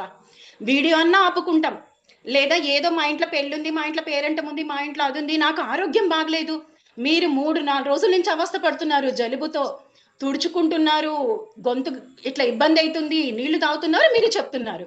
మేము మాత్రం జ్వరాలు వచ్చినా మాకేమొచ్చినా ఈ రోజు వద్దులే యూట్యూబ్ లో వింటాంలే, మనవడు వచ్చినాడులే యూట్యూబ్ లో వింటాంలే అని ప్రతి ఒక్కరము ఖచ్చితంగా 1-2 రోజులైనా ఖచ్చితంగా అందరం యాబ్సెంట్ అయిన వాళ్ళమే. కానీ మీరు మాత్రం, అమ్మగారు మాత్రం తనకి దగ్గు ఉన్నా, తనకి చేత కాకపోయినా, మీరు దగ్గు జలుబున్నా, ఈ వయసులో శరీరం సహకరించకపోయినా, ఎప్పుడో 10 నిమిషాల దాకా 7కో 5కో 6కో కూర్చున్న వాళ్ళు, మేము మా స్వార్థంతో 8:40 వరకు మిమ్మల్ని కూర్చోబెట్టినా, 8:45 వరకు మిమ్మల్ని కూర్చోబెట్టినా, మీరు ఎవరి కోసం చెప్తున్నారు, మీకు అవసరం లేదు ఇదంతా, మీరు ఆల్రెడీ ఈ స్థాయికి వచ్చేసినారు, మా కోసమే కదా చెప్పేది. ఇంత గురువు గారే ఇంత చెప్పేటప్పుడు ఆయనకుండే పట్టు మనకెందుకు ఉండకూడదు, ఆయన శిష్యులుగా మనకు పట్టుండాలి. ఇంకొక విషయం గురుదేవ, ఎప్పుడే కానీ ఈ 5.5 సంవత్సరాల్లో ఎప్పుడన్నా 7:15కు గురుగారు స్టార్ట్ చేస్తారేమో చూద్దాం, 7:20కి స్టార్ట్ చేస్తారేమో చూద్దాం, 7:10 కన్నా స్టార్ట్ చేస్తారేమో చూద్దామంటే ఇప్పటిదాకా నేను చూసిన దాంట్లో ఎప్పుడు కూడా 7కు 1 నిమిషం కూడా ఇట్లా దాటి మీరు స్టార్ట్ చేయంగా నేను చూడలేదు గురుదేవ. ఇంత పట్టుదల ఉన్న గురువు గారితో మనం నేర్చుకుంటున్నాం, మనకెందుకు పట్టుదల ఉండకూడదు, ఖచ్చితంగా మనం పట్టుదల ఉండాలి. కాబట్టి మనం ఖచ్చితంగా సంవత్సరానికి ఒకసారి వచ్చే ఈ పండుగకు అందరం అటెండ్ అవ్వాలి. ఎందుకు అటెండ్ అవ్వాలి, ఎప్పుడు ఎవరైనా అని అటెండ్ అవ్వాలి అని అనిపించింది గురుదేవ. ఇలా అటెండ్ అవ్వడం కోసము మేమేం చెప్తాము, గురువుగారు మీ అనుగ్రహం కావాలి గురువుగారు మాకు అని అంటాం. నిజంగా గురువుగారు అనుగ్రహమే లేకపోతే ఈ జూమ్ క్లాస్ మనకెక్కడిది, 32 ఏళ్ల నుంచి ఎప్పటి నుంచో చెప్తున్నారు, ఈ 5.5 సంవత్సరం నుంచి మనకి ఎక్కడి నుంచి వస్తుంది, గురువు గారి అనుగ్రహం మన మీద వర్షం కుండపోత వర్షం కురిసినట్టు కురుస్తూనే ఉంది. మనము లోపలున్నామా, మనము గోడగేసుకున్నామా అన్నది మన పర్సనల్, అంతే కానీ గురువు గారి అనుగ్రహం మాత్రం ఉంది. గురువు గారి అనుగ్రహం లేకపోతే 100% ఈ క్లాసెస్ మనకు దొరికేటివే కాదు, దొరికినాయి కాబట్టి గురుగారి అనుగ్రహం అయితే ఉంది, ఇది పక్క. కాబట్టి మనము ఈ 3 చేసుకొని మనకి సంవత్సరానికి ఒక్కసారి వచ్చే ఈ పండుగకు అందరం వెళ్ళాలి. ఎందుకు, దీంట్లో గురువు గారికి ఏమన్నా ఉపయోగం ఉందా అంటే ఏమీ లేదు. ఇప్పుడు మన పిల్లలు ఉన్నారు, అయిపోగొట్టేస్తా గురుదేవా, మన పిల్లలు ఉన్నారు, వాళ్ళు మనం ఆశపడతాం సంక్రాంతి పండుగ వస్తే మన పిల్లలందరూ వస్తారు, మనం ఇవి చేసి పెట్టాలి, కజ్జికాయలు చేసి పెట్టాలి, మురుకులు చేసి పెట్టాలి, ఇది చేసి పెట్టాలని. గురువు గారు కూడా రోజు మనల్ని ఇంత ఇంత చిన్నగా చూస్తున్నారు, మనం అడిగే క్వశ్చన్లు వింటున్నారు, మనము గురువు గారు చెప్పేటప్పుడు మన ఫీలింగ్స్ చూస్తున్నారు, మన ఫేస్ చూస్తున్నారు.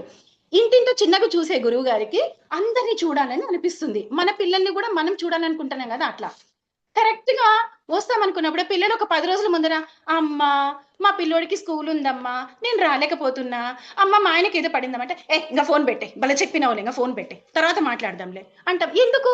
మన పిల్లల మీద మనకి కోపమా? కాదు కాదు, వాళ్ళు వస్తారు, మనం చూస్తామని మనం ఆశపడి ఉంటాం. వాళ్ళు ఇట్లా చెప్పేసరికి మనకి బాధ అవుతుందన్నమాట. అర్రే పిల్లల్ని చూడలేకపోతున్నామే అని. ఇలాంటి బాధే గురువు గారిలో, ఇలాంటి బాధే అమ్మగారిలో. దీన్ని ప్రేమ అనొచ్చో, వాత్సల్యం అనొచ్చో, ఇంకేమనొచ్చో, అసలు పదం ఏముందో నాకైతే తెలియదు గురుదేవా. కాబట్టి ఇంత ప్రేమ దొరికేటప్పుడు, ఇంత అవకాశం దొరికేటప్పుడు మేము వదిలిపెట్టకోకుండా మా మా జీవితంలో వచ్చే ఈ పండుగకు మేమందరం అటెండ్ అవ్వాలని, ఇంత బంపర్ ఆఫర్లు మాకు వచ్చేటప్పుడు ఈ ఆఫర్లు మేము వదులుకోకూడదని అనిపించింది గురుదేవా. ఇంకొక చిన్న విషయం గురుదేవా, మీరేం చెప్తారంటే, మొన్న చెప్పినారు గురుదేవా, పాపము చేసిన తర్వాత ఖచ్చితంగా అనుభవించాల్సిందే, అంతేకాని దీనికి మినహాయింపు ఉండదు. నేను ఆ పుణ్యం చేసినాను కదా, నేను ఆ గుళ్ళు తిరిగేసి వచ్చినాను కదా, ఆ పుణ్యం దీంట్లోకేస్తారా, నాకు పాపం పోగొడతారంటే అది ఒప్పుకోదు శాస్త్రం అని నిక్కచ్చిగా చెప్పినారు గురుదేవా. ఈ విషయం ఇంకొక విషయం కూడా చెప్పినారు గురుదేవా, ఇంతకు ముందు చెప్పినారు, నేను ఏదైనా చెప్తే మీరు నమ్మాల్సిన అవసరం లేదు, మీ అనుభవంలో అది నిజం అనిపిస్తేనే నమ్మండి అని చెప్పినారు. ఈ విషయాన్ని మాకెట్లా అనుభవంలో తెలియజేసినారంటే గురుదేవా, ఈ మధ్య ఎగ్జామ్స్ అయిపోయినాయి, పిల్లలకి రిజల్ట్స్ టైం కదా గురుదేవా, అంటే పోయిన నెల అట్లా. మా బంధువుల్లో ఒక అమ్మాయి ఫెయిల్ అయింది గురుదేవా. వాళ్ళ అమ్మమ్మ నాకు చెప్తుంది, మా పాప ఫెయిల్ అయ్యింది, 6 సబ్జెక్టులకు కాను 4 సబ్జెక్టులలో మంచి మంచి మార్కులు వచ్చినాయి, 70లు 80లు వచ్చినాయి, ఒక్క 2 సబ్జెక్టులలోనే ఒక దాంట్లో 4 మార్కులు, ఒక దాంట్లో 5 మార్కులు తక్కువ వచ్చినాయి, మా పాప ఫెయిల్ అయ్యింది అని చెప్పింది గురుదేవా. ఏమో పెద్దగా పట్టించుకునే వాళ్ళం కాదేమో, ఫెయిల్ అయింది సరిగ్గా చదవలేదు అనుకునే వాళ్ళం. కానీ ఇప్పుడు మీరు చెప్పే జ్ఞానము ఈ విషయాన్ని మాకెట్ల లోపల నుంచి తెలియజేస్తుందంటే, అమ్మ చూసావా, ఆమె 4 సబ్జెక్టులలో దండిగా మార్కులు తెచ్చుకుంది, 2 సబ్జెక్టులలో ఫెయిల్ మార్కులు తెచ్చుకుంది, అంటే ఫెయిల్ అయింది. ఇప్పుడు పోయి వాళ్ళు ఆ ఇంటర్మీడియట్ బోర్డు వాళ్ళకి పోయి, మా పాప 4 సబ్జెక్టులలో దండిగా మార్కులు తెచ్చుకుంది అంటే, మా పాపకు దండిగా మార్కులు ఉన్నాయి, దాంట్లోంచి 4 మార్కులు తీసి దీంట్లో ఆ సబ్జెక్టుల నుంచి 4 మార్కులు దీంట్లో కలిపి మా పాపని పాస్ చేయండి అంటే చేస్తారా? చెయ్యరు కదమ్మా. అంతే, పాప కర్మను అనుభవించాల్సిందే. నేను ఆ పుణ్యకర్మ చేస్తున్నాను కదా, ఈ పాపకర్మ పో అంటే ఎట్లా పోతుంది?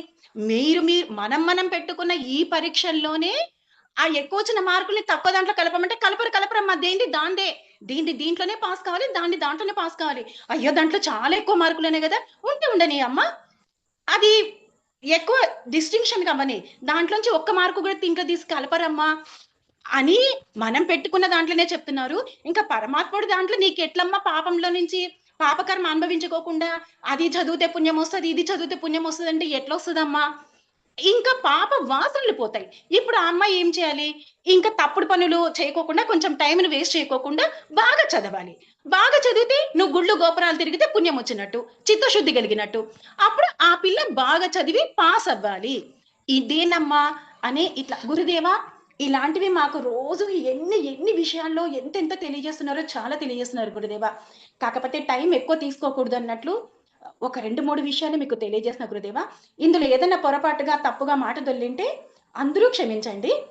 ఏం లేదు, తప్పులు పొరపాట్లు ఏం లేదు, చక్కని ఎగ్జాంపుల్స్ చెప్పారు, ప్రతిదానికి చక్కని ఎగ్జాంపుల్స్ చెప్పారు, బాగుంది.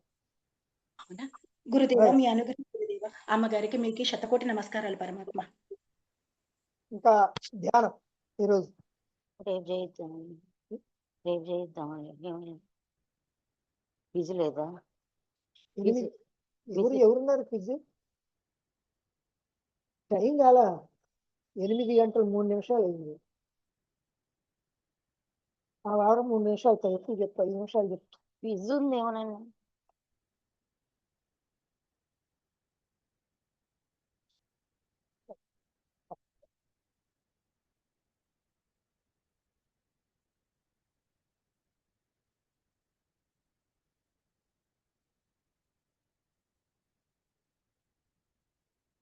అందరూ ప్రశాంతంగా కళ్ళు మూసుకోండి.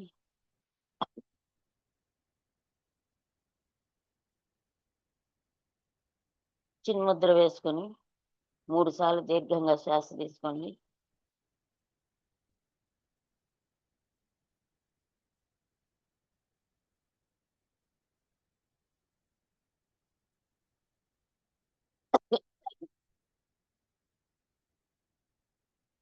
మనం దీర్ఘంగా శ్వాస తీసుకోవడం వల్ల మన మనసులో ఉన్న ఒత్తిడి అంతా బయటికి పోతుంది. మనసు ప్రశాంతం అవుతుంది. మనసు తేలికవుతుంది. అలాగనే ఇప్పుడు శ్యామల గోనూరు గారు ఎన్నో విషయాలు చెప్పారు. ఆధ్యాత్మిక జ్ఞానపీఠం యొక్క నీడలోకి వచ్చిన వాళ్ళు ఎవరైనా సరే ప్రయోజనాన్ని పొందాల్సిందే, సాధనలు చేయాల్సిందే, ఈ మార్గంలో ముందుకు పోవాల్సిందే. జన్మలు ఎన్నో జన్మలు ఎత్తాల్సిన జన్మలు వెనక్కి పోవాల్సిందే. ఎందుకంటే ఇంత గట్టిగా ఎందుకు చెప్పడం జరుగుతుందంటే ఇక్కడ మనం తెలుసుకునే జ్ఞానం అంత విలువైంది, అంత ప్రయోజనకరమైంది, అంతగా మనల్ని మోక్షానికి దగ్గర చేసేది కాబట్టి ఇంత గట్టిగా చెప్పడం జరుగుతుంది. ఈ ఆధ్యాత్మిక జ్ఞానపీఠంలో ప్రవచనాలు దాదాపుగా 32 సంవత్సరాల పైనుంచే జరుగుతున్నాయి. ఒక్కొక్కసారి ఎన్నో రకాలైనటువంటి మార్పులు వచ్చినాయి, ఎన్నో రకాలైనటువంటి ఇబ్బందులు కలిగినాయి. అయినప్పటికి కూడా ఎలాంటి వెనకడుగు వేయకుండా ఇది నిరాటంకంగా అలా సాగిపోతూనే ఉంది. ఆనాడు ప్రారంభం చేసిన రోజు ఏ అద్వైతంతో ప్రారంభమైందో ఈ ఆధ్యాత్మిక జ్ఞానపీఠం అదే అద్వైతంతో ఇప్పటికి కూడా జరుగుతూనే ఉంది. ఎందుకంటే అద్వైతానికి ఎక్కువ మంది అట్రాక్ట్ కారు. పూజలు, పునస్కారాలు, విష్ణు సహస్రనామాలు, లలితా సహస్రనామాలు, హనుమాన్ చాలీసా పారాయణలు ఇట్లాంటి వాటి కంటే ఎక్కువ మంది అట్రాక్ట్ అవుతారు, కానీ భగవద్గీత అంటే అట్రాక్ట్ కారు. ఇది ఇన్ని సంవత్సరాలు ఆధ్యాత్మికంగా అద్వైత జ్ఞానాన్ని బోధించటం అనేది అది డేరింగ్ అండ్ డాషింగ్. దాని పదాలు ఏంటో నాకు కరెక్ట్గా తెలియదు. ఒక రకంగా ధైర్యం, ఒక రకం ధైర్యం కాదు, అది పూర్తిగా 100% ధైర్యం ఉన్న వాళ్ళు మాత్రమే చేయగలుగుతారు. దేన్ని లెక్క చేయకుండా ఎంతమంది అన్నా రాని నా మార్గంలో నేను పోతాను, నేను చెప్పదలుచుకుని నేను చెప్తాను అనే పట్టుదలతోటి ఈ ఆధ్యాత్మిక జ్ఞానపీఠంలో ఈ 32 సంవత్సరాల నుంచి కూడా ఎలాంటి మార్పు లేకుండా, ఎలాంటి ప్రలోభాలు లేకుండా, ఎన్ని ఆటంకాలు వచ్చినా కూడా, వానైనా వరదైనా ఎండైనా వానైనా ఏమైనా కూడా క్లాసు ఆపకుండా జరిగిపోతూనే ఉంది. మనం మానవ జన్మం తీసుకొని వచ్చింది దేనికంటే మోక్షాన్ని పొందడం కోసమే మనం తీసుకొని వచ్చాము. కానీ ఆ విషయం అందరికీ కూడా తెలియదు. ఆ విషయం తెలుసుకునే వాళ్ళు ఎవరంటే పూర్వజన్మ సుకృతం ఉన్న వాళ్ళు మాత్రమే ఆ విషయాన్ని తెలుసుకోగలుగుతారు, కానీ మామూలు వాళ్ళు తెలుసుకోలేరు. మామూలు వాళ్ళందరికీ తెలిసేది ఏంటంటే డబ్బు సంపాదించుకోవటం, భోగాలు అనుభవించడం, ఏదో రకంగా రోజులు గడుపుకోవటం, వెళ్ళిపోవటం. ఆ వెళ్ళిపోవటం అనేది కూడా ఎవరు ఆలోచించరు. మనం ఉన్నంతకాలం హ్యాపీగా ఉండాలి అని చెప్పారని ఆలోచించేవాళ్ళే. ఒకసారి ఒక సాధువు గారు ఒక ఊళ్ళో అలా నడుచుకుంటూ వస్తున్నారు. వస్తా ఆయనకి కొంచెం అలసట అనిపించింది. అలసట అనిపిస్తే అక్కడ ఒక చెట్టు ఉంటే ఆ చెట్టు కింద కూర్చున్నారు. కూర్చున్న తర్వాత ఎదురుగా ఒక ఇంటి యజమాని చూసి, అమ్మో సాధువు గారు అలసటగా ఉన్నారు, మనం ఇంట్లోకి పిలిచి కొద్దిగా మంచినీళ్ళు, పాలు, ఆయనకి ఏది కావాలంటే అది ఇద్దాము అని చెప్పానని ఆ యజమాని సాధువు గారిని పిలిచి ఇంట్లోకి ఆహ్వానించాడు. సరే, సాధువు గారు కూడా కొంచెం అలసటగా ఉన్నారు కదా, అందుకని చెప్పి ఆయన కూడా ఆ ఇంట్లోకి వచ్చాడు. సరే, ఆయనకి ఏం కావాలంటే అడిగి సాధువు గారికి ఇచ్చారు. ఇచ్చిన తర్వాత రాత్రి అయిపోయింది. సాధువు గారు, ఈ రాత్రిపూట మీరు ఎక్కడికి వెళ్తారు, ఈ రాత్రికి ఇక్కడే ఉండండి అని చెప్పు అంట. సరేలే అని చెప్పి ఒప్పుకుంటాడు. ఒప్పుకున్న తర్వాత ఆ రోజు రాత్రిపూట యజమాని ఆ కష్ట సుఖాలు, కుటుంబ విషయాలు అన్ని చెప్తా కూర్చొని, స్వామి, కుటుంబం అన్న తర్వాత ఎన్నో రకాలైన బాధలు ఉంటాయి, సమస్యలు ఉంటాయి, కష్టాలు ఉంటాయి, సుఖాలు ఉంటాయి, దుఃఖాలు ఉంటాయి, ఏడుపులు ఉంటాయి, ఎన్నో రకాలైనటువంటి మార్పులు ఉంటాయి. మేము ఇంత బాధలు పడుతున్నాం స్వామి, కానీ మీకేమి హాయిగా అన్ని వదిలిపెట్టేశారు, మీకు ఏ బాధలు లేవు అని చెప్పంటాడు. సరే నాయనా, నువ్వు నాతో రా, నేను నీకు మోక్ష మార్గాన్ని చూపిస్తాను, మోక్షం పొందడానికి కావలసినటువంటి జ్ఞానాన్ని నీకు అందిస్తాను అంటే, ఎట్లా స్వామి, మా పిల్లలు చిన్న పిల్లలు, నాకు రావటానికి కుదరదు అని చెప్పి అంటాడు. సన్నని స్వామి వెళ్ళిపోతాడు. తర్వాత కొంతకాలానికి మళ్ళీ అదే ఊరికి వస్తాడు. వచ్చిన తర్వాత మళ్ళీ అదే యజమాని తటస్థపడతాడు. తటస్థపడితే, అయ్యా, మొన్న నేను అంతకుముందు అడిగితే పిల్లలు చిన్న పిల్లలు అని చెప్పావు కదా, ఇప్పుడు రా, పిల్లలు పెద్ద అయ్యారు కదా, పర్వాలేదు కదా, ఇప్పుడు రా, నేను నీకు మోక్ష మార్గాన్ని చూపిస్తాను అని అంటాడు. ఎట్లా స్వామి, పిల్లలకి పెళ్లిళ్ళు చేయాలా, చెందాలా, బాధ్యతలు ఉన్నాయి, మీతో వస్తే ఎట్లా అని చెప్పి అంటాడు. సరేనని చెప్పి స్వామీజీ మళ్ళీ వెళ్ళిపోతాడు. ఆ తర్వాత మళ్ళీ కొంతకాలం తర్వాత మళ్ళీ వస్తాడు. వస్తే అప్పటికి వీళ్ళ కొడుకులకి పెళ్లిళ్ళు అయిపోతాయి, కోడళ్ళు వస్తారు, మనవాళ్ళు మనవరాళ్ళు కూతుళ్ళు అల్లుళ్ళు, బాగా అట్టహాసంగా కుటుంబం అంతా కూడా బాగుంది. అప్పుడు స్వామీజీ అంటాడు, నాయన, నువ్వు అనుకున్న ఎన్ని కోరికలు నెరవేరినాయి కదా, సరే ఇప్పటికైనా వస్తావా అని చెప్పంటే, ఎట్లా స్వామీజీ, ఈ మమకారం వదులుకోవటం అంత తేలిక కాదు కదా, ఇంకా నాకు కొంత సమయం కావాలి, కొంత టైం ఇవ్వండి, నేను మాత్రం తప్పకుండా మీతో వస్తాను, మోక్ష మార్గాన్ని కావలసినటువంటి జ్ఞానాన్ని మీ ద్వారా నేను తెలుసుకుంటాను అని చెప్పి అంటాడు. సరే కొంతకాలం అయిపోయిన తర్వాత మళ్ళీ స్వామీజీ అదే ఊర్లోకి వస్తాడు. వచ్చి ఈసారి యజమాని ఇంటి వైపు చూడకుండా, ఇంకెందుకులే ఈయన రాడు పెట్టడు అని స్వామీజీ అనుకొని ఆ ఇంటి వైపు చూడకుండా మామూలుగా బారుకు వచ్చేస్తుంటాడు. వచ్చేస్తుంటే ఆ యజమాని కొడుకు చూసి, స్వామి, మీరేంటి మా ఇంటి వైపు కూడా చూడకుండా వెళ్ళిపోతున్నారు, రాండి అని చెప్పానని నాన్నగారు కాలం చేశారు అని చెప్పి అంటాడు. ఓహో, అలాగనా అని చెప్పానని ఏదో వాళ్ళకి 2 ఓదార్పు మాటలు చెప్పేసి బయటకు వస్తాడు. బయటకు వచ్చిన తర్వాత ఎదురుగా ఫస్ట్ లో స్వామీజీ ఏ చెట్టు కింద అయితే కూర్చున్నాడో ఆ చెట్టు కిందే ఒక కుక్క కాపలాగాస్తూ ఉంది. కాపలాగాస్తూ ఉంటే స్వామికి ఈయన చేసినటువంటి తపోఫలం వల్ల ఆయన ఆ ఇంటి యజమాని కుక్కగా జన్మించాడు అని అర్థమైపోయింది. అందుకని ఆ కుక్క దగ్గరికి వెళ్ళి తన కమండలంలో ఉన్నటువంటి నీళ్లు తీసుకొని ఆ కుక్క మీద మంత్రించి చల్లుతాడు. చల్లేటప్పటికి యజమాని రూపం వచ్చేస్తుంది. వచ్చేసిన తర్వాత, నాయన, ఇప్పుడైనా వస్తావా, నేను నీకు మోక్ష మార్గాన్ని చూపిస్తాను అంటే, ఎట్లా వచ్చే స్వామి, నేను ఇక్కడ లంక బిందెలు దాచిపెట్టాను, నా కష్టం అంతా చేసి లంక బిందెలుగా తయారు చేసి నా కష్టం మొత్తాన్ని అదేమో ఇక్కడ చెట్టు కింద పాతి పెట్టాను, ఆ విషయం ఏమో నా పిల్లలకి చెప్పలేదు, చెప్పకుండా నేను దేహాన్ని వదిలిపెట్టాను, ఇప్పుడు ఎలా వచ్చే స్వామి అని చెప్పి అంటాడు. సరేలే అని చెప్పని అందుకని నేను ఇక్కడ కాపలాగా ఉన్నాను, ఆ లంక బిందెలకి కుక్కగా మళ్ళీ జన్మెత్తి నేను అలా లంక బిందెలకి కాపలాగా ఉన్నాను అని చెప్పి అంటాడు. సరే నన్ను స్వామి మళ్ళీ తన కమండలంలో నీళ్లు యజమాని మీద చల్లేసి వెళ్ళిపోతాడు. యజమాని మళ్ళీ కుక్క అయిపోతాడు. తర్వాత కొంతకాలానికి మళ్ళీ స్వామీజీ అదే మార్గంలో వస్తుంటాడు. వస్తుంటే ఇప్పుడు అక్కడ కుక్క బదులు కుక్కేమో కనపడలా. తర్వాత ఇప్పుడు పాము కాపలాగా వస్తుంది. కాపలాగా వస్తుంటే సరేనని చెప్పానని స్వామికి అర్థమైపోయింది, వీడు కుక్క జన్మ అంతమైపోయింది కావాలి, మళ్ళీ పాముగా జన్మించాడు అని చెప్పానని మళ్ళీ తన కమండలంలో ఉన్న నీళ్లు తీసుకొని చల్లుతాడు. చల్లితే మళ్ళీ యజమాని వస్తాడు.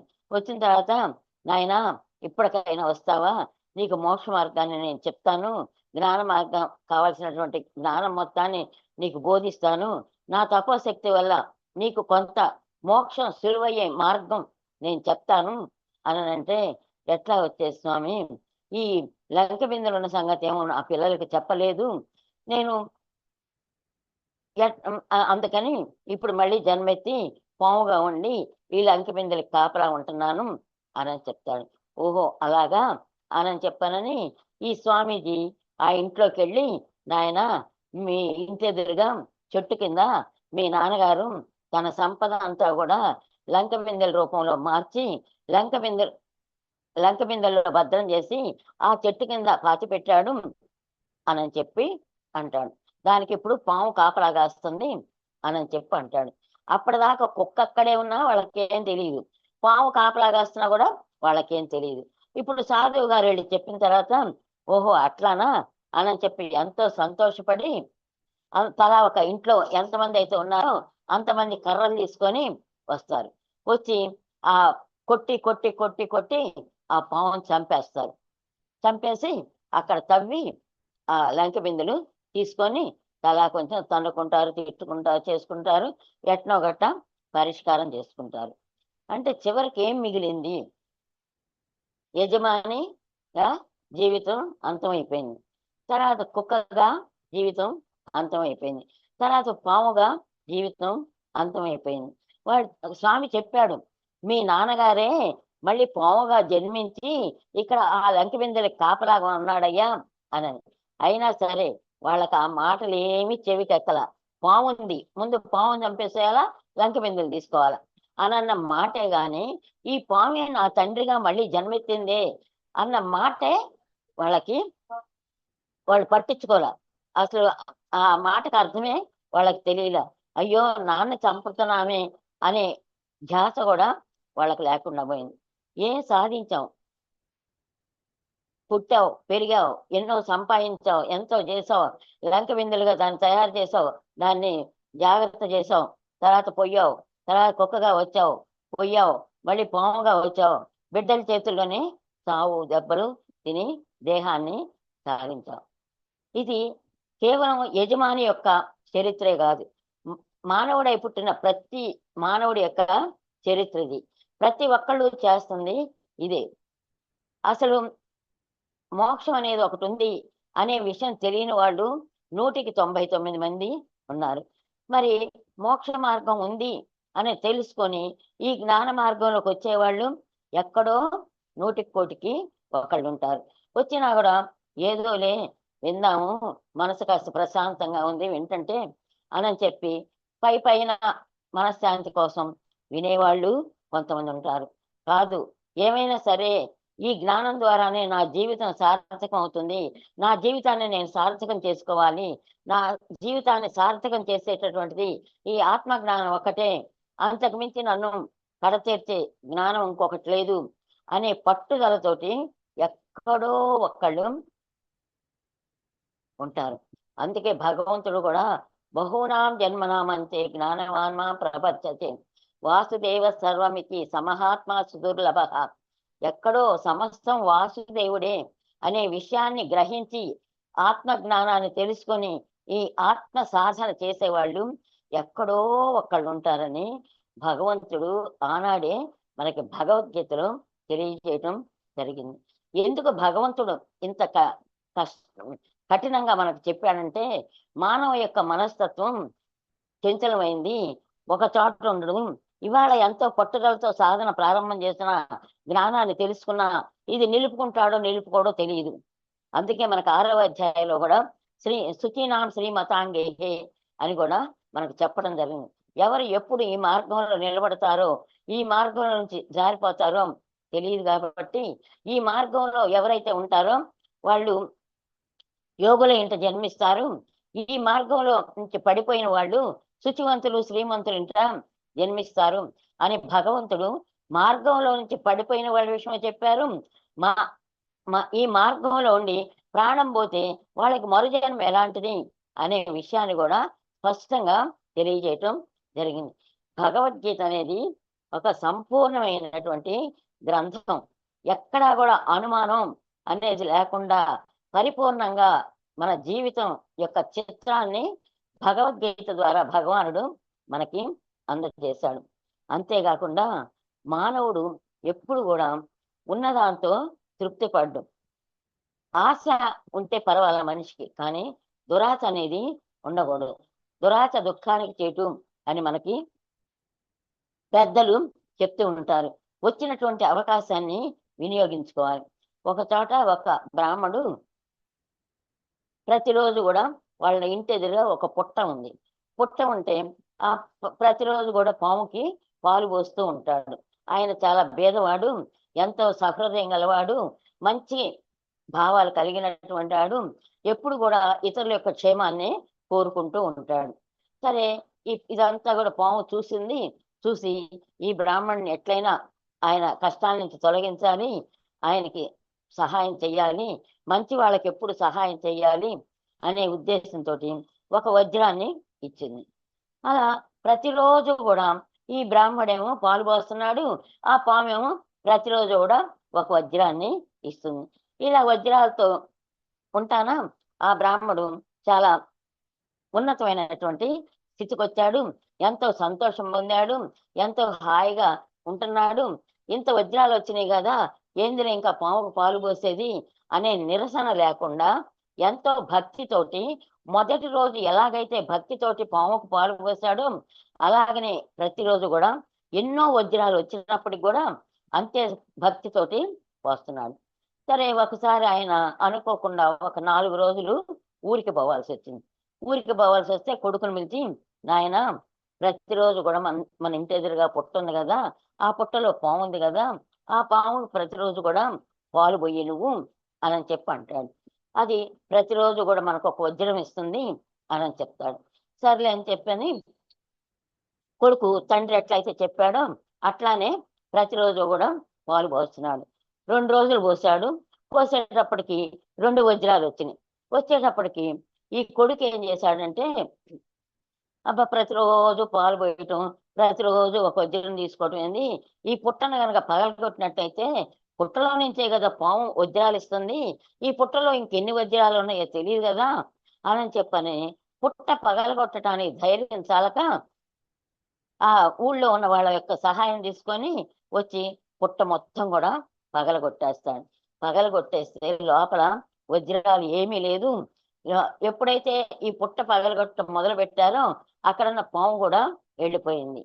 అంటే దురాశ, ఆశ ఉండొచ్చు కానీ దురాశ అనేది మనిషికి ఉండకూడదు.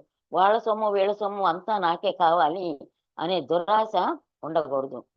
మామూలుగా వజ్రం రోజు ఇస్తుంది కదా, అలాగనే తీసుకోవచ్చు కదా, కాకుండా ఈ మొత్తం నాకే చెందాలి అనే దురాశతోటి వచ్చేదాన్ని కూడా పోగొట్టుకొని వచ్చే అదృష్టాన్ని కాదనుకొని దురదృష్టం వల్ల, దురాశ వల్ల దురదృష్టం చెందాడు.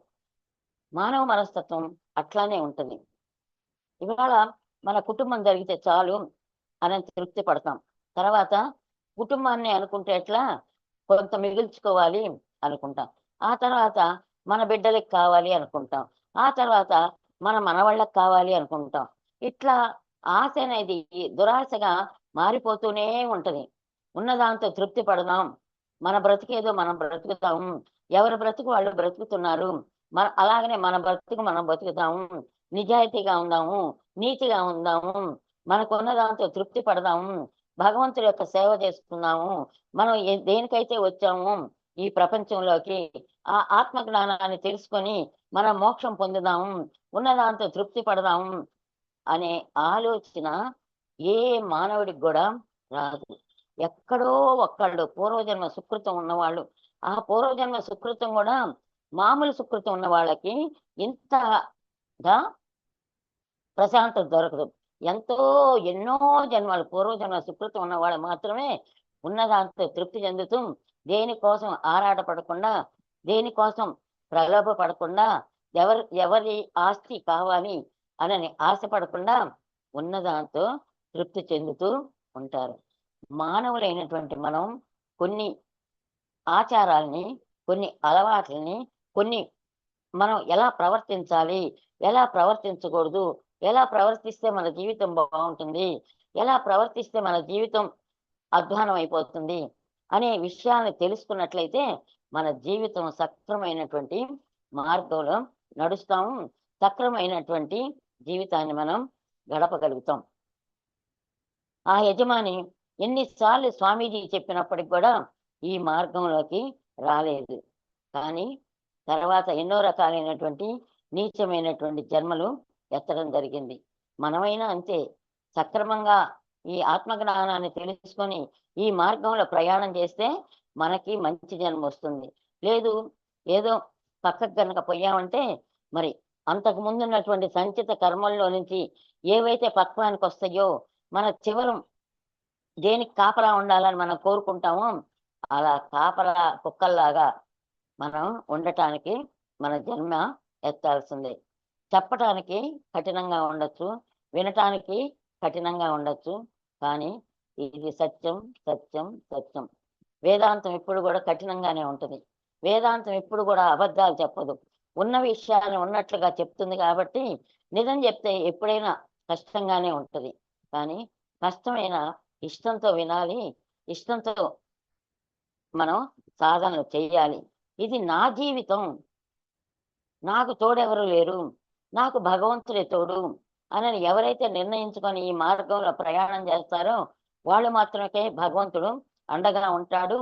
ఇప్పుడే చెప్పారు, విశ్వాసం అనేది మన మనసును బట్టి ఉంటుందే కానీ ఎక్కడి నుంచో పైనుంచి విశ్వాసం రాదు.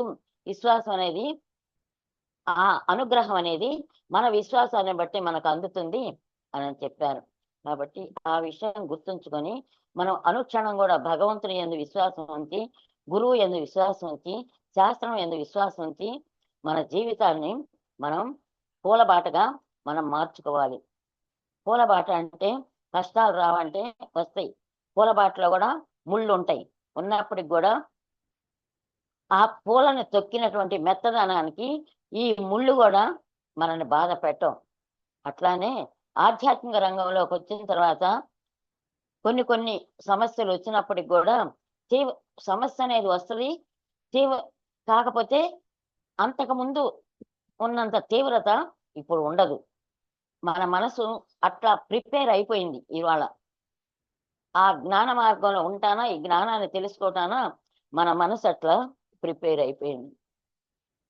ప్రజ్ఞానం బ్రహ్మ అయమాత్మా బ్రహ్మ అహం బ్రహ్మాస్మి సోహం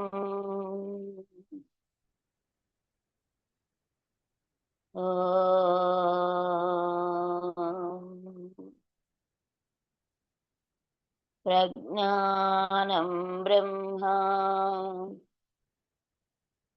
అయమాత్మా బ్రహ్మ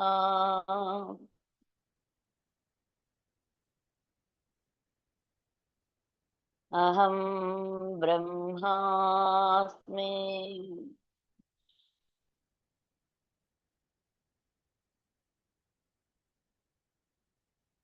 దేహమునంతటా నఖశిఖ పర్యంతం చైతన్యం ఉంది. చైతన్యం యొక్క వెలుగుతో ఈ దేహం అంతా నిండిపోయింది. ఈ సృష్టి మొత్తం కూడా చైతన్యం యొక్క వెలుగుతోనే నిండిపోయింది. సృష్టిలో ఉన్నటువంటి మన దేహం కూడా ఆ ఆత్మ వెలుగుతో నిండిపోయింది. కాబట్టి ఆ వెలుగు మీదే దృష్టి పెట్టి ప్రశాంతంగా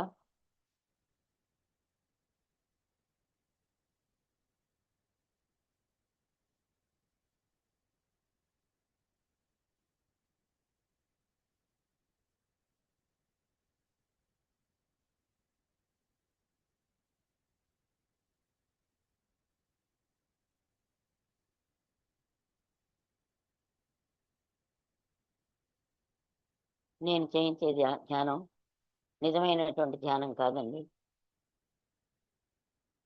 ఏదో కొన్ని ఇన్ఫర్మేషన్ ఇవ్వటం తప్పించి ఇది నిజమైనటువంటి ధ్యానం కాదు.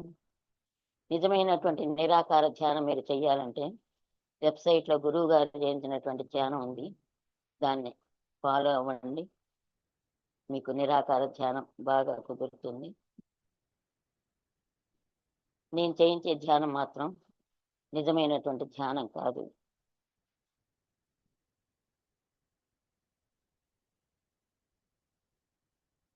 ప్రశాంతంగా కళ్ళు తెరవండి. హరి ఓం.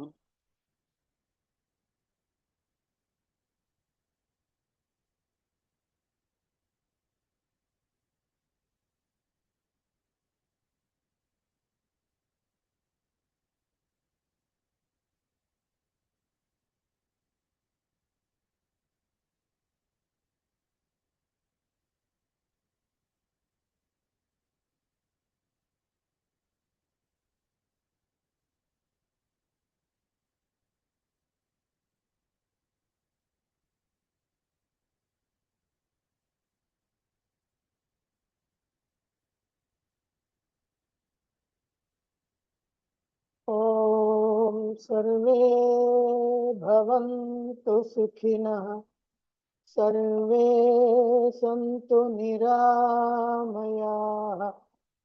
सर्वे भद्राणि पश्यन्तु मा कश्चित् दुःखभाग् भवेत् ॐ शान्ति शान्ति शान्ति हरिः ओम् श्री गुरुभ्यो नमः हरिः ओम्